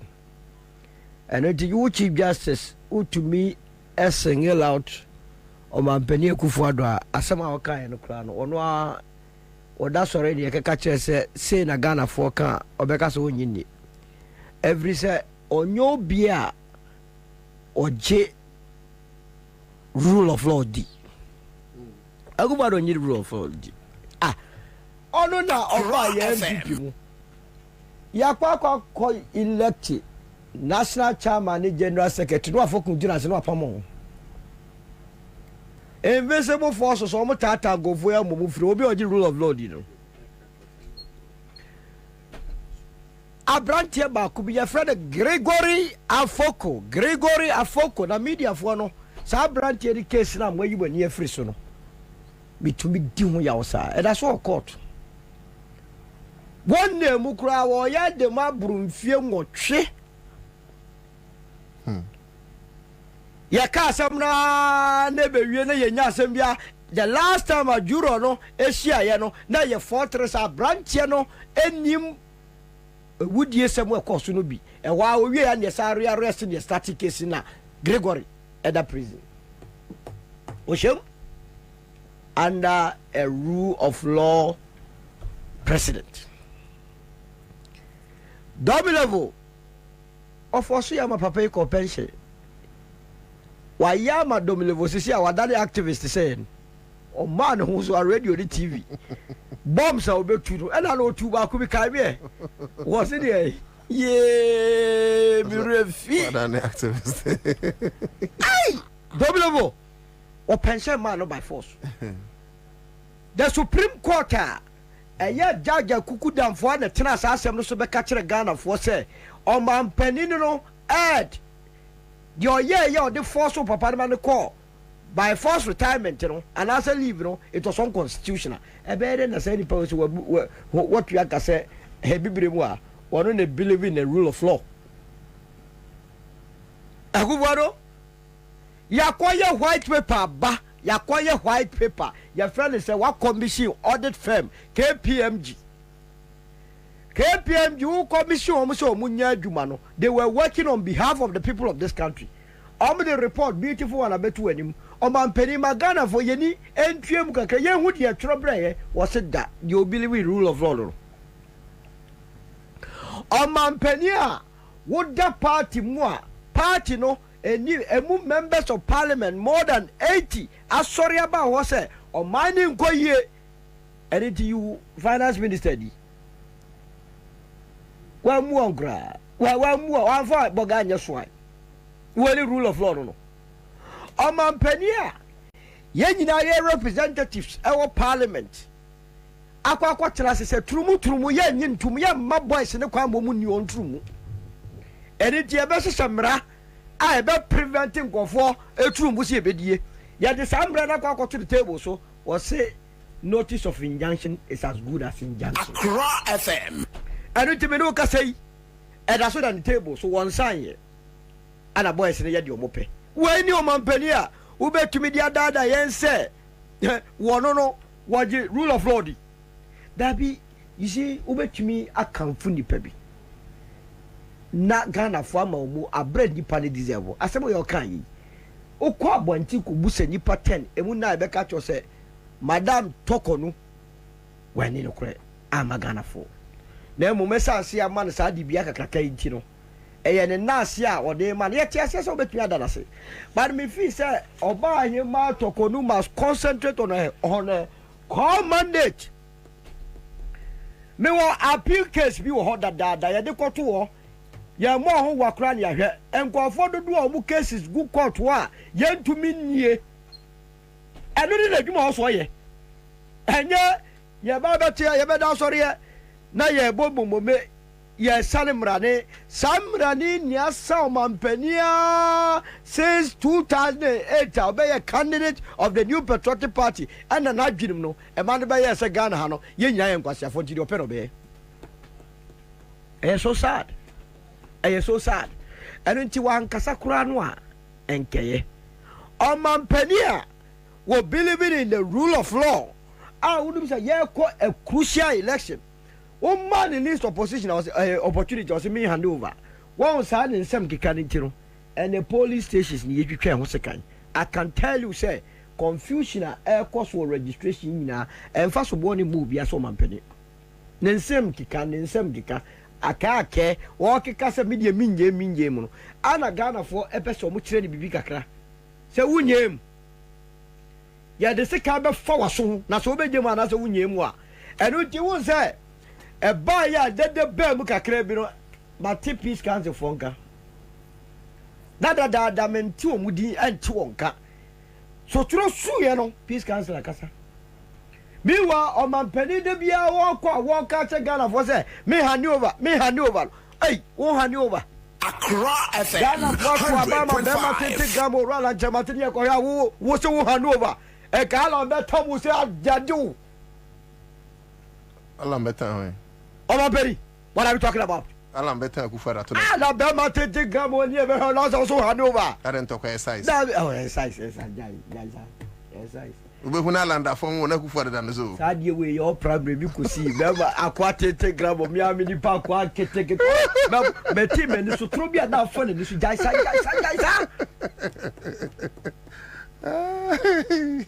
Yet you chroma. Anna or catch day and day New Patriotic Party members. I catch say, would you may be out or more the name of the strategy to be with election. Hey, rule of law, ye baby, and I offer. Yet, ye knew baby or be or give rule of law, dear.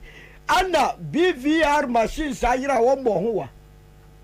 A rule of law, no. I don't talk on dear.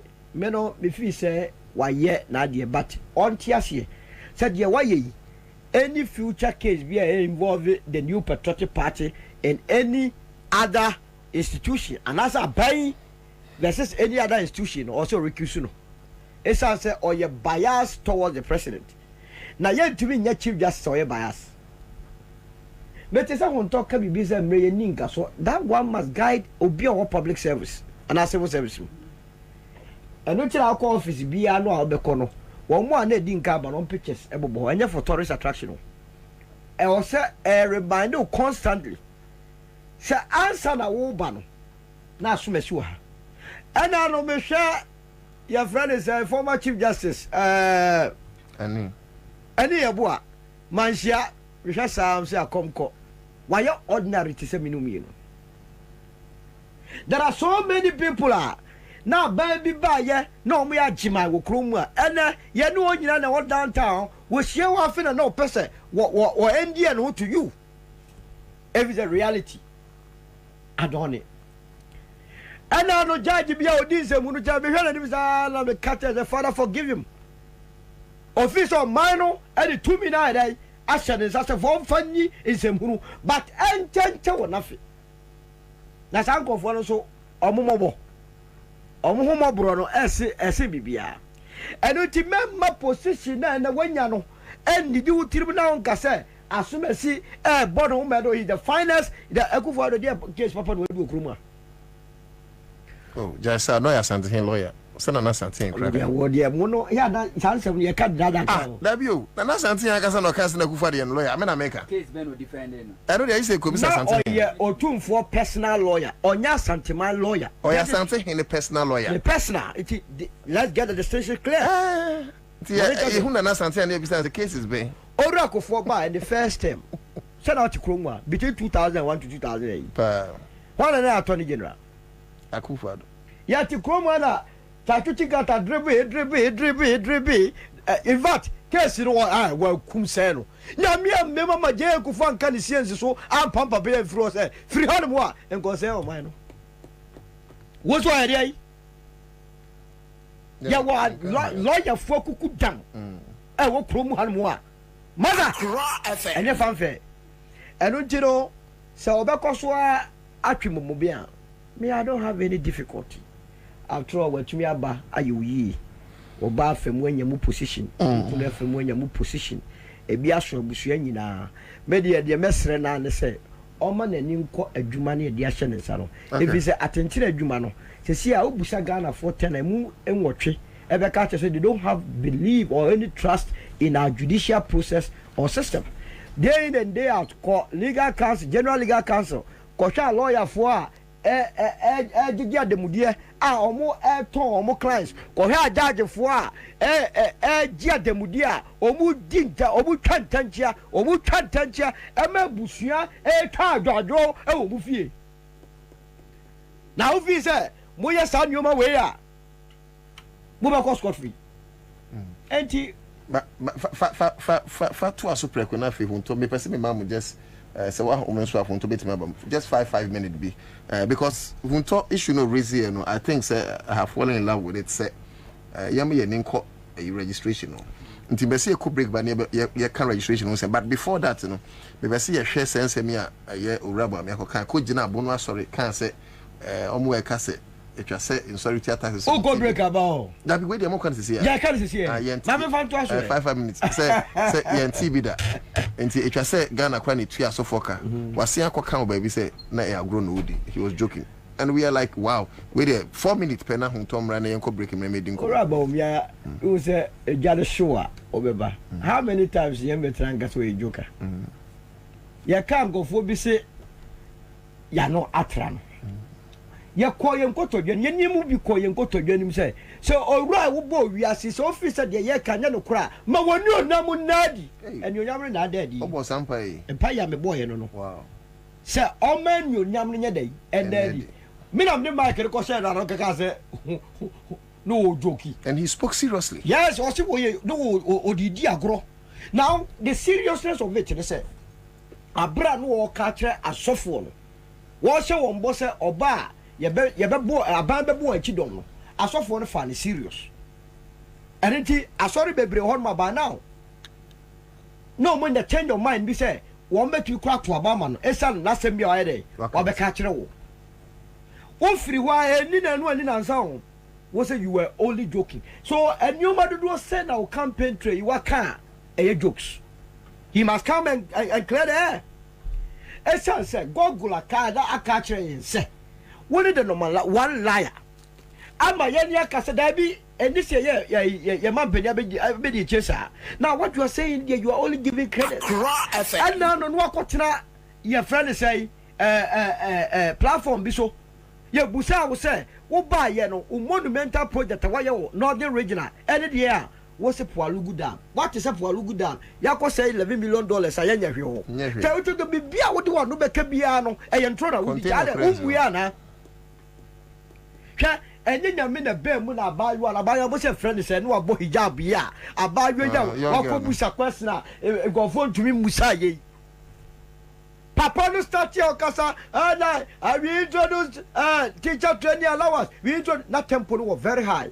It took that young girl to humble the vice president. I've not tempo na balo. But now students na okroma no ye nyoma bia omo humble man pa. Was it last year or last 2 years? Okoye lecture bi o Valley View University. Ai ba ku ya wo ile Valley View ana ba ku ya agidi private one. What must say? Oh hefa area ba. That just central don't call be mo. Omo ya die, omo ya Pentecost University. That be omu ya go for ya. Valley View. Ne Valley View. Dodo akwa ya. Ashasi ni dodo. Ashasi okwa bi nyechiro on wasi on. Wako ya rat ya young student bi busan a simple question. Dodo what dey na here in Valley View. Was wo baro fa ye kwan no so. Was pin. And also who ha kwan na sibi asai. Was and also the ode oba ya obeka ye nyira le kwan say expose wo. Papa na dua mo wa bio. This young girl, what Chanyama Vice President Kasai. Etu ne ho. Okade obeka owiase nyira owie no J Mike. Na me pen carriage no. Was what China school ni musa aka last semester. Wo wie. Onya ba. Alawa wo hu ba kokora. Na me feel say flag bearer of the new patriotic party. Ebeji Mike like as boa. Ye twa mutu aka one because ye ti kroma na de bia omudi twetwe aso say first yaba two na kem. Akwara no finish. She used just a minute to dismantle whatever the vice president said. Yes, so my attacking no. Oh, I mentioned it. I'm quite attacking no. And before that attacking no. SMPP youth. Kwame flyer no me kase for one fan. Well, my quite attack by one. These are the issues a Tokonu must be interested. Under the reign of the champion of rule of law, Obia Busa, a harmless question of Busa, yeah, na deal home. Sir, what about the two who's a allowance? Now, I say, a bimba, it's now what also can prove about you are wrong. What's Obusa question on the temple bar for? Yeah, answer the mind. And while I answer the voice, Okubisa. Finance meanwhile, what started in common also allowance my restore. So how did you restore it without payment? How did we get here? No, how we got here. We voted for liars. Hi, sir, Vice President. What to be Ghana for him? A diatro, Makwada Ketwa, Minyamba, to me expose you. Now for apology, my nay won't penny for Kruman more. I talk to Akoswa catcher and say we will break the age. Break what? I buy a woman be okay, so Castle mid drink and MPP woman organizer. What it break what? Ube break it just like a top form. Such as ye, not just say when you Ghana for 9 day and nearly ye. Anything as someone walk catcher as of for now and so for be frame or can be ama a Kemagini China be so say. Was steady rubber mea who said or percent or yano crama or the crama who brassagy to me, no Cheragana for Yanza. Because Okobe be I have one or church out the ashe. Baby, this will put you beyond expectation. Boom. I said, that be. Is there why not you so capture a soft one? Sass of one Yamin charge away or I knew maybe I don't know. It is as of one good you want to be offering me to grow maybe. First, me call a Huntona only 4 minutes. The one one is Vice President, they will live up to expectation. Okay, say, they be a cassette or can and trunk for 4 minutes because now you try home registration. 4 minutes. Don't say a cassette democracy very expensive. The cassette democracy is expensive. I don't know drink could see, say, about it takes a lot of money to conduct election. But before that, my main settings are a year record street. The Chief Justice was Tisu Tokuno. The name Tokuno a ever name. But on young Reni, a Yenukunu, Francis Tokuno. Okay. Edino no. On one casa de way infantini. Okay. How I disagree with you on this one. I disagree with you. So my onye angreni mamenka as a mitro. Offer tribe bia your special character bia every tribe a possess it. Do what you're saying. And go what you're saying.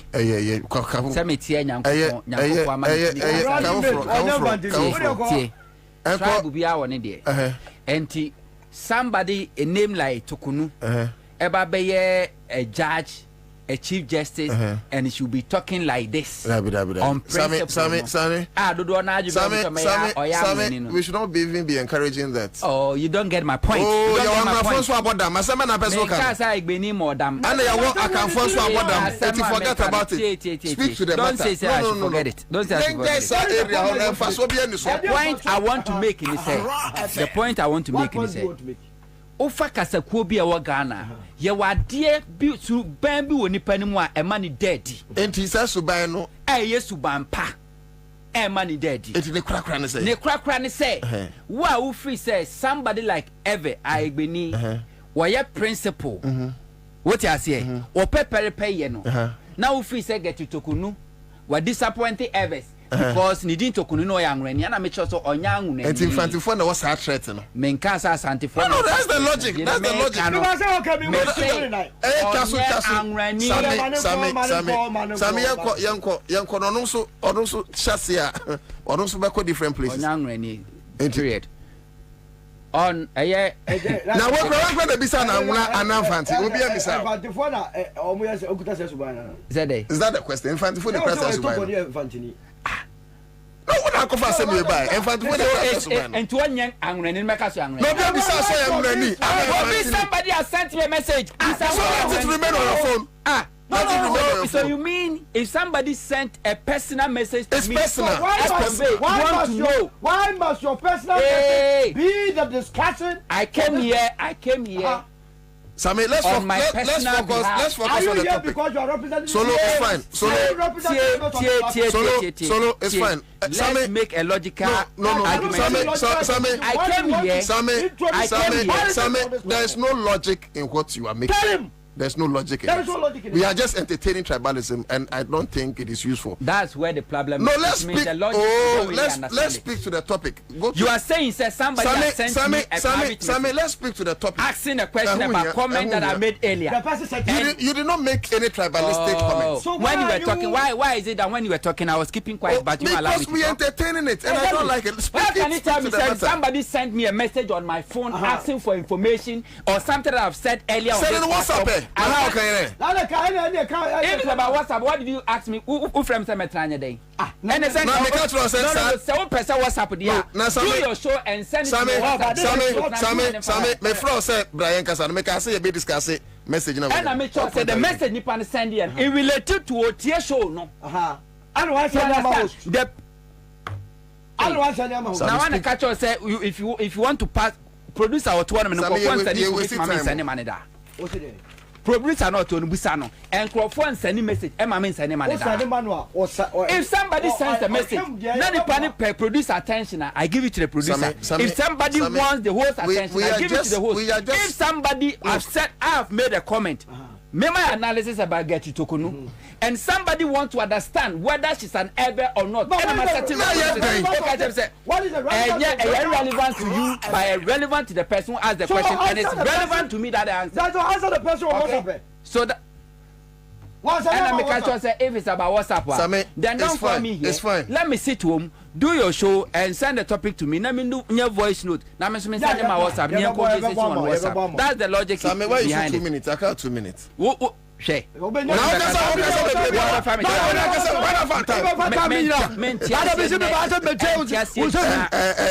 cannot share my time. 5 minutes. See, I can say election democracy is very expensive. Do na yani share the cost a costly a nation. A country like Ghana, registration. Election day kotowe dodo na na me but the case the democracy is very expensive in say it's very expensive to allow, excuse my language, an idiot to lead the masses. It's very dangerous, and the democracy is the only system of government it give you opportunity to idiot to lead the masses. And into no the office oh yes dodo na de bia dodo ni gina no na ye nto aba ne nko ne de ama no but who the 2 minimum we are anabo say yes this guy is a complete idiot sabre no untimi ntu na aba ni democracy say must wait for 4 years na sado wa okokromote koto aba woti anye ye ko otimi sa entrench no say de ne bia entrench tu mu si ezudu no utu no kura wo si wontu no aba ya de so asensen wo ko baumia yeka na nkrofo bi ntiase baumia is not somebody you be so a normal human being. Accra FM. With politics and jokes aside, Ghana for critically Musha baumia ni body language ni demeanor empo osi wo sa wo de hwe na asa no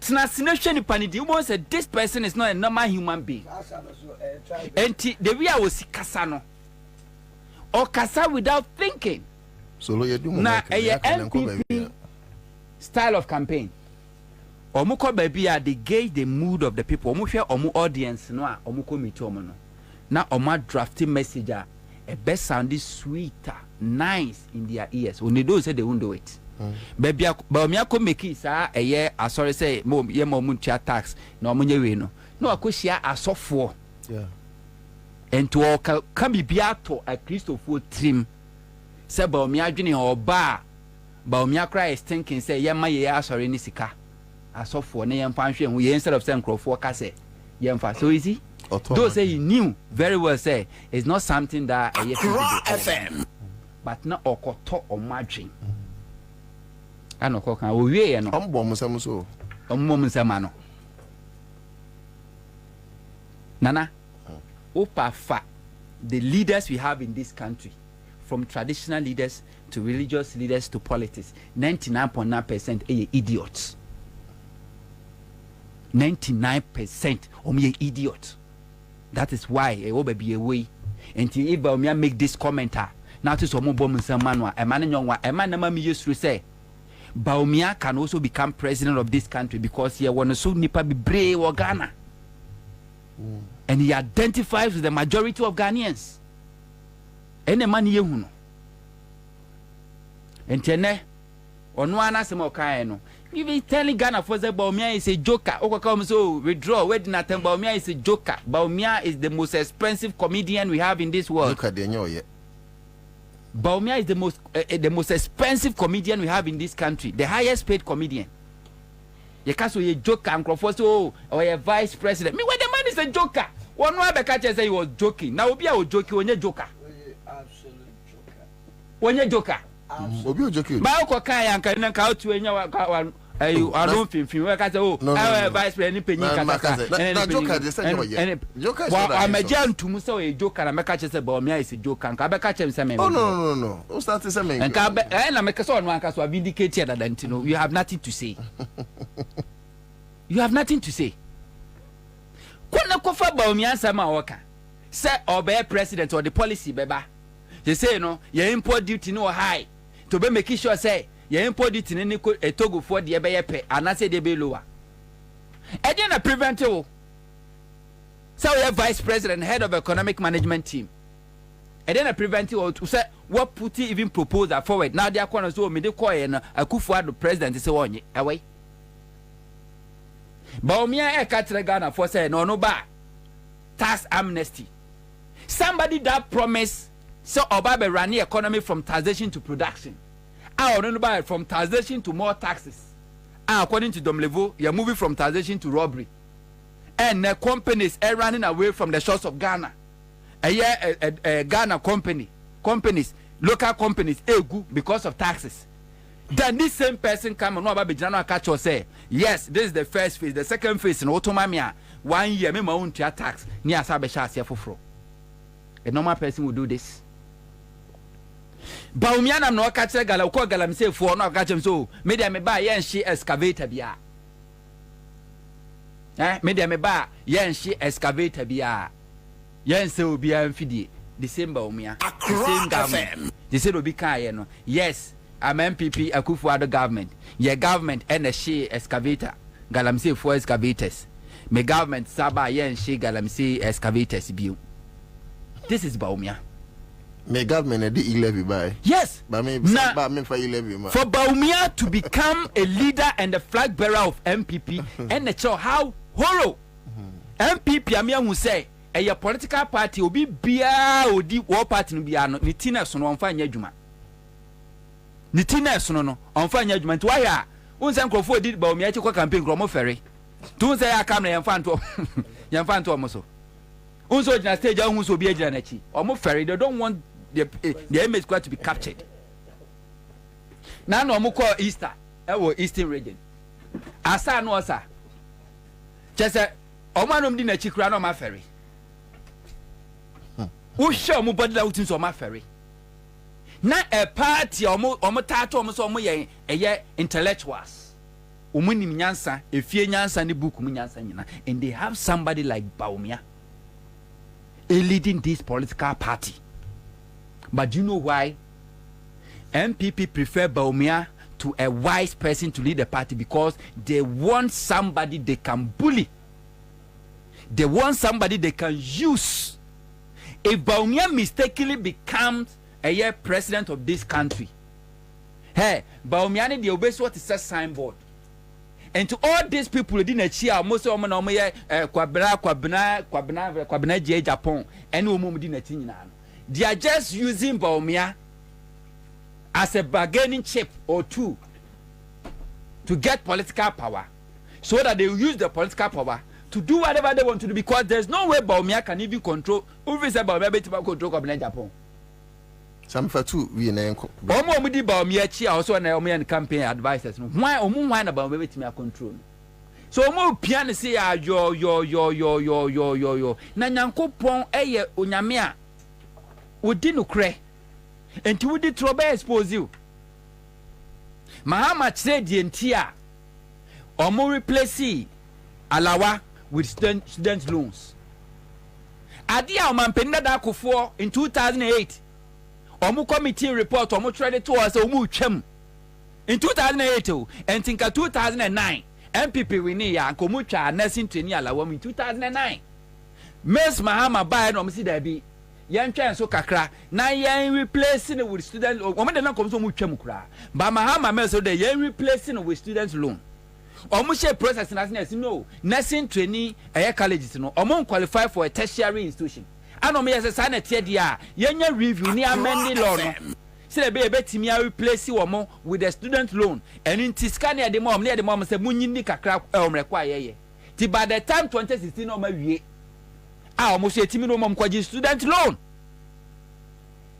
Then the same MPP no ono tro letter de to 2008 and so fra ba mu so obetwem no wono no yisu against John Dramani Mahama and NDC, because when him say Ghana for dodo na galibo training crofo secondary school university afa bodam sa afa modam a obi a wa wie university tie obi akwa university 4 years wa wie university obi abodi degree na a government aba say media juma ben ya wasinapko permanent job was there be metu akasa was metu akasa 699 Ghana cedis. Now out of this amount no to 300 Ghana cedis e be launch program no obi entua 300 Ghana cedis and omuji obi 300 Ghana cedis and ye mo t-shirt and ye baso omo from all the 16 regions in the room be gu awiem e wo Independence Square a graduate. Sometimes they're frustrated. A graduate of your university, a graduate, and you don't move Gina, a Riano so. And a Omobato Minshira Nabe. Sometimes they're frustration. When you're sometimes maybe bread. Well, when you know, Crano Bignano, Obetake, but we are university graduate, what now university them 4 years. Onyajuma. Aye courses. More than 56 actual exams are passing award certificate as a degree holder. And the government comes and a juma is permanent. The juma is not backed by any law. Now before Krobetia can watch 50% of your pay, come and let's just celebrate. Now a printed t-shirt amount Eddie Watna a graduate Ed Watna bas move from all the regions. Edward Betina a Viamo Independence Square, Emma Otonium, Mishira Naba, Unya idiot, now you're deang. Huh? Unya idiot, now you're deang. Can you tell me, son, and I would say, I cry from so Bemo Juma?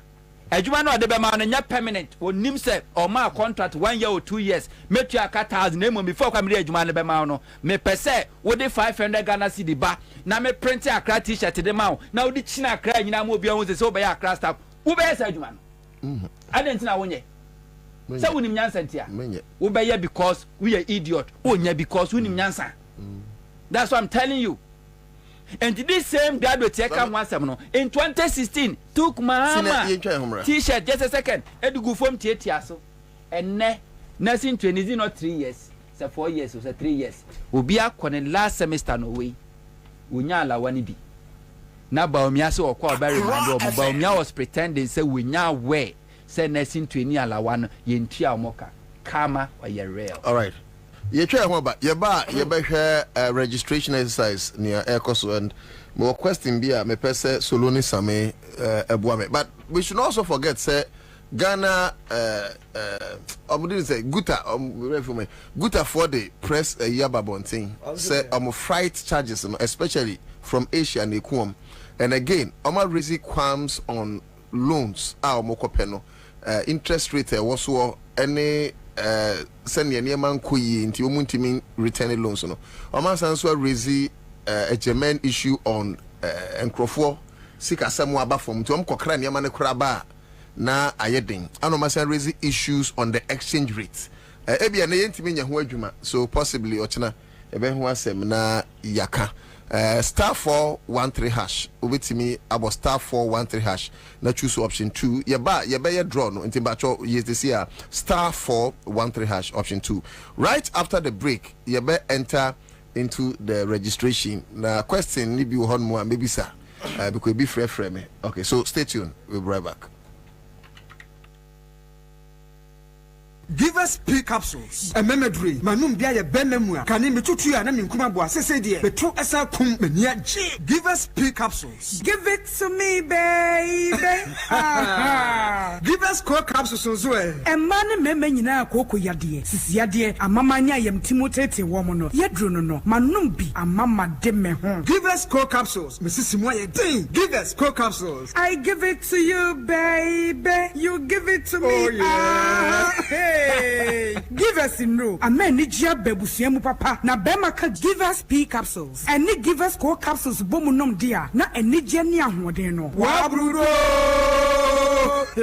Give us P capsules. And men wadi if you do what you do kronkwa na efa. Give us core capsules. A pay for a batter one more menu for an kwada woni if you do me nunka ho. E wo drugstore beer motofonko give us herbal center. Teshi mobile. And na Teshi Adriami. Phone numbers 0543 222 470 and 050-68-51135. FDA AJ Edwedi nkratui atom. Efira, my wife knew. Me nene na baba trefia. Ekia, me fira ni o wife no ho fepa. Me da se. Na won maduane ye de. Ne nsa no bo.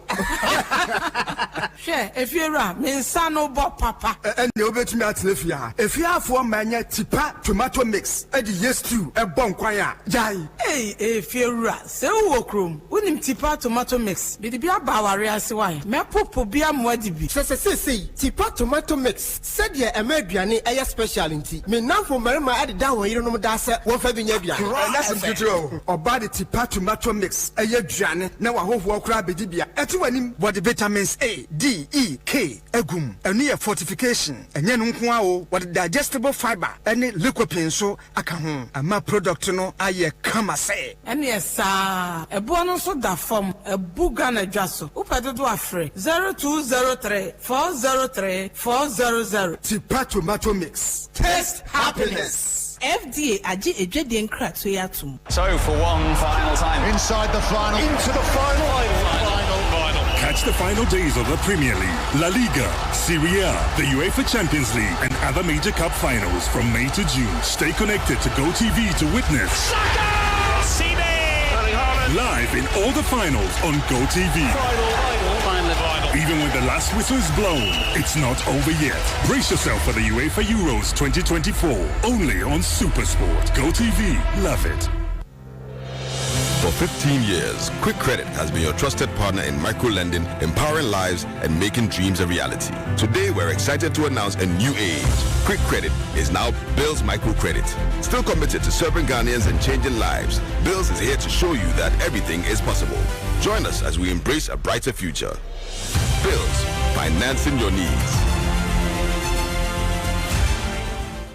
Hey, say the Mako who Greenfield Scientific Herbal Clinic no. Me who credit me say enunti no manya award wa e world best. Obi an transe e ma dompem ya de ka say anase me boya de en kan to dem bio. Greenfield Scientific Herbal Clinic. Asanya want to say me ekuro etu no. Me enka e wona num. Oba na be mo pa wo. Ene enyarwan kaye. Na nsia ma me ka say en spinal cord ho e kaye no. Greenfield adoromenti en wasa so le gina na so epiem. Greenfield Scientific Herbal Clinic. Our ultra modern laboratory laboratory and a diagnostic machine sa ehwehwe ni pedua ni mu ankasa Greenfield Scientific Herbal Clinic ewa Nungwa Dogon Estate Junction last stop fra 0243 983 906 and 0261 651 898 Greenfield, God is our healer. Greenfield, your last stop. I believe. So for one final time, inside the final, into the final. Catch the final days of the Premier League, La Liga, Serie A, the UEFA Champions League, and other major cup finals from May to June. Stay connected to GoTV to witness live in all the finals on GoTV. Even when the last whistle is blown, it's not over yet. Brace yourself for the UEFA Euros 2024, only on SuperSport. GoTV, love it. All right, so that's it live on Accra 100.5 FM Citizen Show. Me didn't know to Darko. Yatina say, ye de enkomo ni nyina ekɔ ne nkɔkora bom. Ya na was say only share from 2 p.m. No nsia bebo ebesode na akankase ebonso aba yakwan mu Solomon Owusu kasama movement for change mira ewa Same Hunto so yen sencheni with original TV. My message is about Facebook na edemase bru edemase papa. Okay, registration exercise matters arising 20 minutes to time into okay into 8 minutes. Mr. With the wow shall kasa na wow short time. So what's the time yourself? Yeah, until yanko. No crow, but maybe your questions be. Meaning say meet me bisa header. And you say, my mean you time 1 minute miss out some questions. Oh, Jimmy Meta, they go on to you. Maybe a bit more frame. I don't know person finding out say a bit more limited registration of the Cayenne. Unsa guarantor for no guarantor system. Yes, ubit ma guarantor many pattern. Into the card no guarantee ma enipa ebi obi ho guarantee ma enipa 6. Into mo be registration a guarantee ma microphone fra ye catch am say aka 4 pom bit ma guarantee ma because we use 6 to that. And the bin so ebisa say bia o guarantee ma microphone first during the first limited registration no. Na o guarantee e use 10 nyina. This time no so no. Ubit ma san guarantee ma enipa 10. Ana say o guarantee man sign no and one no. I mean that's ba kono say twem. It's a education and say a twem. To guarantee many pattern cry with my say the essence of guarantee is say ye penny pana we di boni ye penno e betwa ba so. Okay. It shouldn't be any. Timbacho mo am send me messages no. Mo go guarantee ma mo go guarantee na mo go to aba ma afafanto. Ye hia sa vote no pa. Ba so yenko ni. The ACC was limited registration more HRS Nana ya hwe ya oman no ebebo ebe pa egu ye kaso is as a registration krani ana nipa ye twetwe nipa sikan na can you imagine say on election day and it misuma returning officers e wa koye December 7 adwuma misuma ruling party na ankasa na agents ebeko various polling stations. It's as a tension stakes you know is so high. Na nyina akobasa because of the way and manner electoral commission any abaya or teso person mu chim Ghana for nsa e de koma Mr. Joker a ono a confirm am he say the second abedim see to friend Joker because ono na am license no see friend Joker o mampani akufo ado kugina bia so onyem yebeko yanim now adie ba kwa say ehu registration here koso no say political parties need to register foreigners e wa bayim na me peke signals bi say Nigerian Association okrumu a omu leadership political parties ni bi any on kasa say omo mo nipa wonu say almost 4 million Nigerian population in this country or more. My real issue. Yeah. Now, anope bia obedu circle no. Ba se ba besi o ma no. Dipe besi from Nigeria for no. Omo no, omo ba ya no mu kogrim. Sankofo no. Ana omo pese omo ye mo nyina be register. But the pese ka kire nuanum Nigeria for ni Ivorians ni Liberians ni e say abane be 7 December. Enye ECOWAS election no. Election to elect leadership of Ghana. Nigeria to abakwa ko itinibu no. Ghana ni be no to abade bi. Moyi mu dia yansu ba be ye dia ti mo ntra mu ba bi. No aka na brofo no mo ntitwi. Aso our brothers o Monaija this one straight to you. We are reliably informed that you are being recruited to take part in election 2024, December 7th.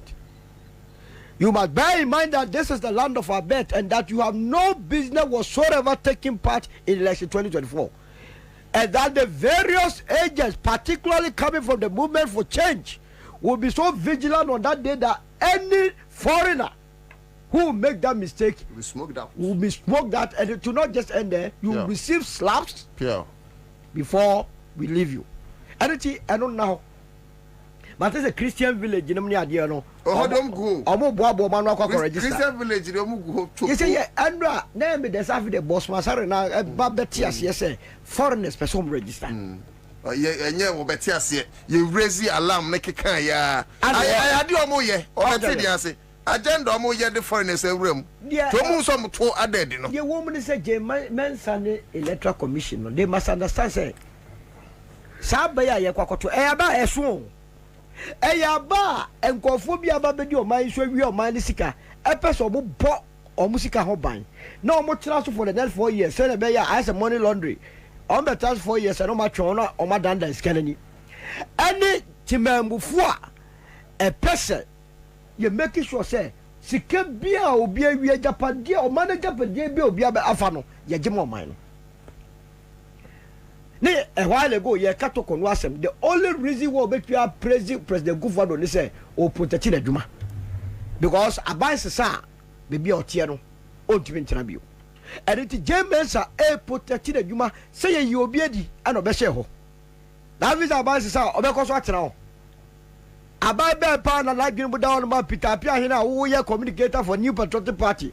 Now we are in charge of IT or electoral commission as a we are commissioner. Now we know they decide the fate of elections for us. And there is so much at stake. And Nuntina may share Ghana for Yasamam Kunyantoka. Monfe Nyansa, Jenny Anton Montasses, I read the Konya Habai. Now, Obi Biara won the 18 years. Obi Biara or your foreigner. No, Mamma Gonko since I saw challenge for me and say, Aza. Oba mo make sure say on all register me. On got prevention. Prevention is better than cure. Ye ni mra fi e ko tin ko nya ka say na we the 18. Form to confirm. It's too late in the day. Na ye ye sa e be boa Ghana no. E be ma o man no atumpon. Enye sa ye ye. E do ye ni ene beba. Hwe o man na ko formal to the sense say and etumi ye maberwa nwanwa say NPP so be breakage because to hwe ekomo hia ne kwadanda e wo man ni mu a o man bia so eto oba based on the economic indicators aho kire wo man ni na sila gofo we wo vim so be wini na no hu say electoral commission o mo nka no kre but meka won bibi say the history of the electoral commission itself no and no can be na kwame nkrumah itu no abra no mu fi say local government and we abem. And the electoral commission now must be guided by its history. Say, Obia Beye Aferijan, Ababeye, and Mredemu de Crown, 1 4 million do the brink of say Bekako. Now, Obabe Bia to Aswa, would ye registration and ye Chassakan. Not just a new man Kuyi. Oman Ukrainian Obia or show Jamens and on the commissioner say they can offer some protection. May show on boss some protection and to him, but if it's an election day, no. Ebia say di pana wo twese obebo ho ban no no kra opediti ade adidi o man pani a wo ba betira so ene motivational speakers me ami nua tamet ekra na e ka kire say motivational speakers yin yira o ti there to engage hey oh there to me wow what is it wa motivational speakers ni yira na motivational speakers in the car around Eka school for you is a service. My turn lecture even. Oh, I call that to me program. Anna and Quada any tea and I'm shocking. You be at the quack to baby. Why would we got 200 more? I buy a command Quada in a haircut. Maquada Ketua 21, 22 years. When you diabetes, when you heart attack, when your lungs attack, after the attacks and quad never. Nasaba we want to go to Abamano. And the electoral commission, mem fasa. And your way, na mesre mesasre biu esu tifini esu na fo no so ehonyo ma confusion ye den emma ɛbɛyɛ ya sɛ kɛkɛma ɛne ɛku nipa ɛwɔtwe meboa yɛnka ho asɛm nwie o na mo nso registration kokum ho a na wei na kyerɛ sɛ aba a yɛkɔ akɔtoɔ no ɛwɔ sɛ ghanafoɔ ɛyi NPP NDC si nkyɛn na ɔbɛde ma movement for change ɛyɛ NDC ne NPP na ɛko ɔnsɛ movement ako ɛno nti deɛ nkyerɛ ɔmfa ɔban no ɛnhyɛ owura alankyɛmante nsa ɛyɛmfa afane afa thank you ne yɛmove ɔma forward Solomon Owusu movement for change Sammy meet you on a registration Ednura boss Manasari a press conference and that's more kind than say sa deliberate error no more present and NDC for a who yet to my dream see so more correction or just any big deal enya de bia one according to Dr. Boss Manasari na enya no one because omo the same thing the Supreme Court enya omo hu die enti enya nwanwa because over we now the kugina court o china bi kura no a enya nwanwa because they would never be made to account for their stewardship and you know, it's not a big deal to them. Nana, yeah, democracy na ye practice wa Ghana no a bedroom pempens will be under MPP led by Kufuor Bawumia government say and then your vote will not count. It's not about Nipado do ekoto abama yen. It's about vote wa ye pay. Omuti manufacture votes. Okay. That is where ye could do. And I catch the one we're putting structures in place every state institution as far as democracy and the system of governance, you know, and justice system are concerned. No, we capture baby until we found for her and found for her or the fire ye. And to we are. But the only thing Ghana for a to me I idea protect your democracy in your own year. Process ya shall see echo. See a bema ye ni adaho. Ye me ni dawa. Electoral Commission will be a more betchino. Ye chino no ankasa ye wanted. Would ye ma electoral official bako and committee electoral more practices our this elections him. Na Ghana for being family and show munsem. Eni boni. Never say electoral officers be too sasa de be more.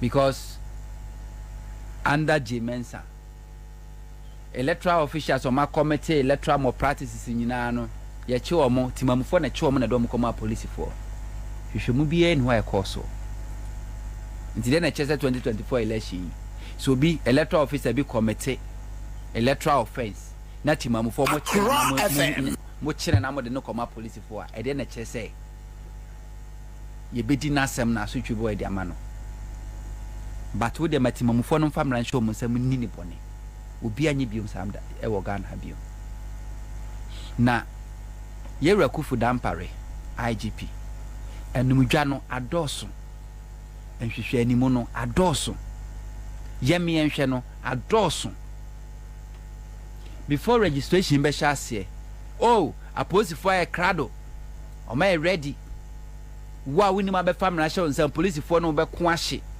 ye becho emra no bedi nyuno nyesa na IGP ka kire na no kukuo masem we se na police for ni ho emrante no mu twituo na camera esi o mo so ehu ye no na police for ni ho ebesi na police for timachi ni pa ba ko enti die na chese se ene se na no na ya abato kwesi na ya abato da ana sasa mabunu we edi tuowura police station ena o mpa mo bia na o mota ballot boxes a edi na chese police for community to provide security enya numdwa o security matters na enya numdwa o mi hu security personnel bia o kasa che dan pareda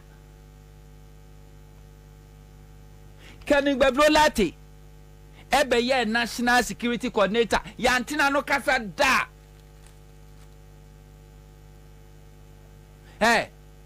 IGP sahodo a serve and Mills Mahama ebi wo kra da gara fokura ni omudi we say Muhammad Al Hassan fantastic unti o manu kasa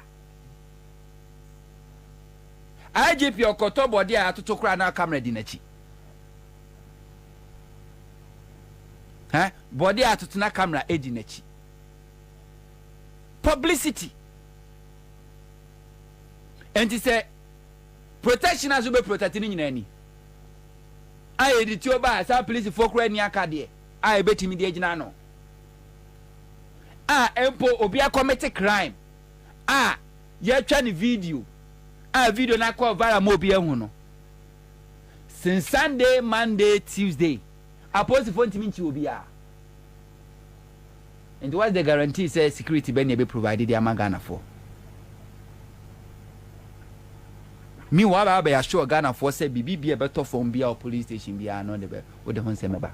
Eko we are supposed to for me and Sabine say I do jama and no from say near watch your muscle. Because some of you can go for them because some of your members. What about the criminals? Then I just say Ghana for is safe.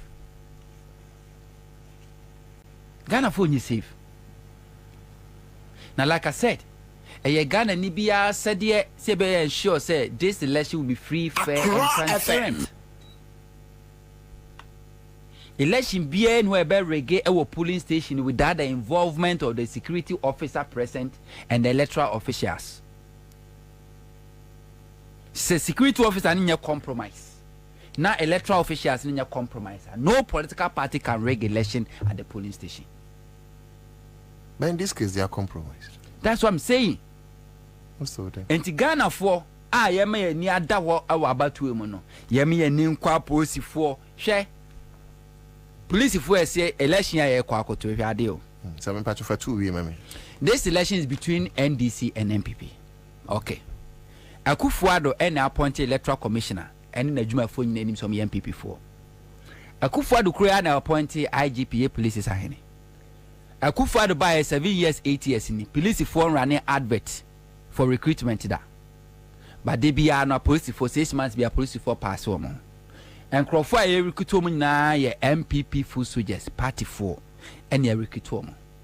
And on the D-day of the election you are going to meet MPP electoral commissioner, MPP military, MPP police against NDC party agent. And it's all your NDC ni now your team money now so don't belong to any political party but per se what banner or to any vote should be counter.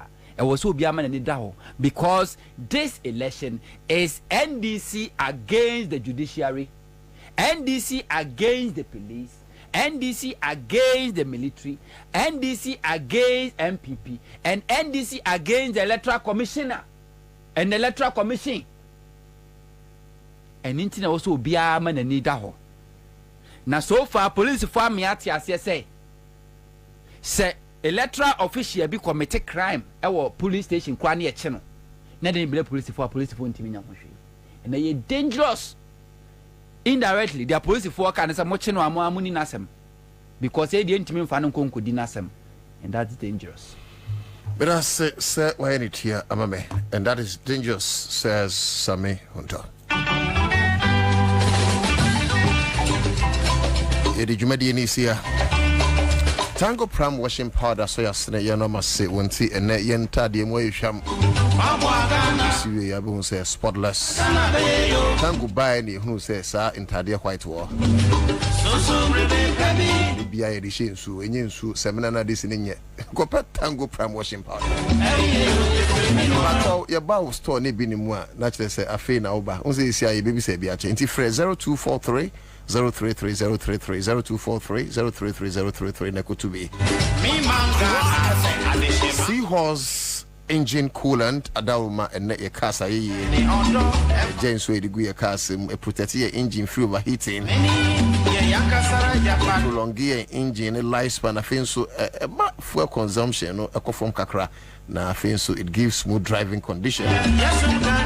Actual Seahorse engine coolant for a crowd so betima from na no medi enkita ho afi ubenya bo lubricant shops nyina mu 0244 577 559 and 0540 424 386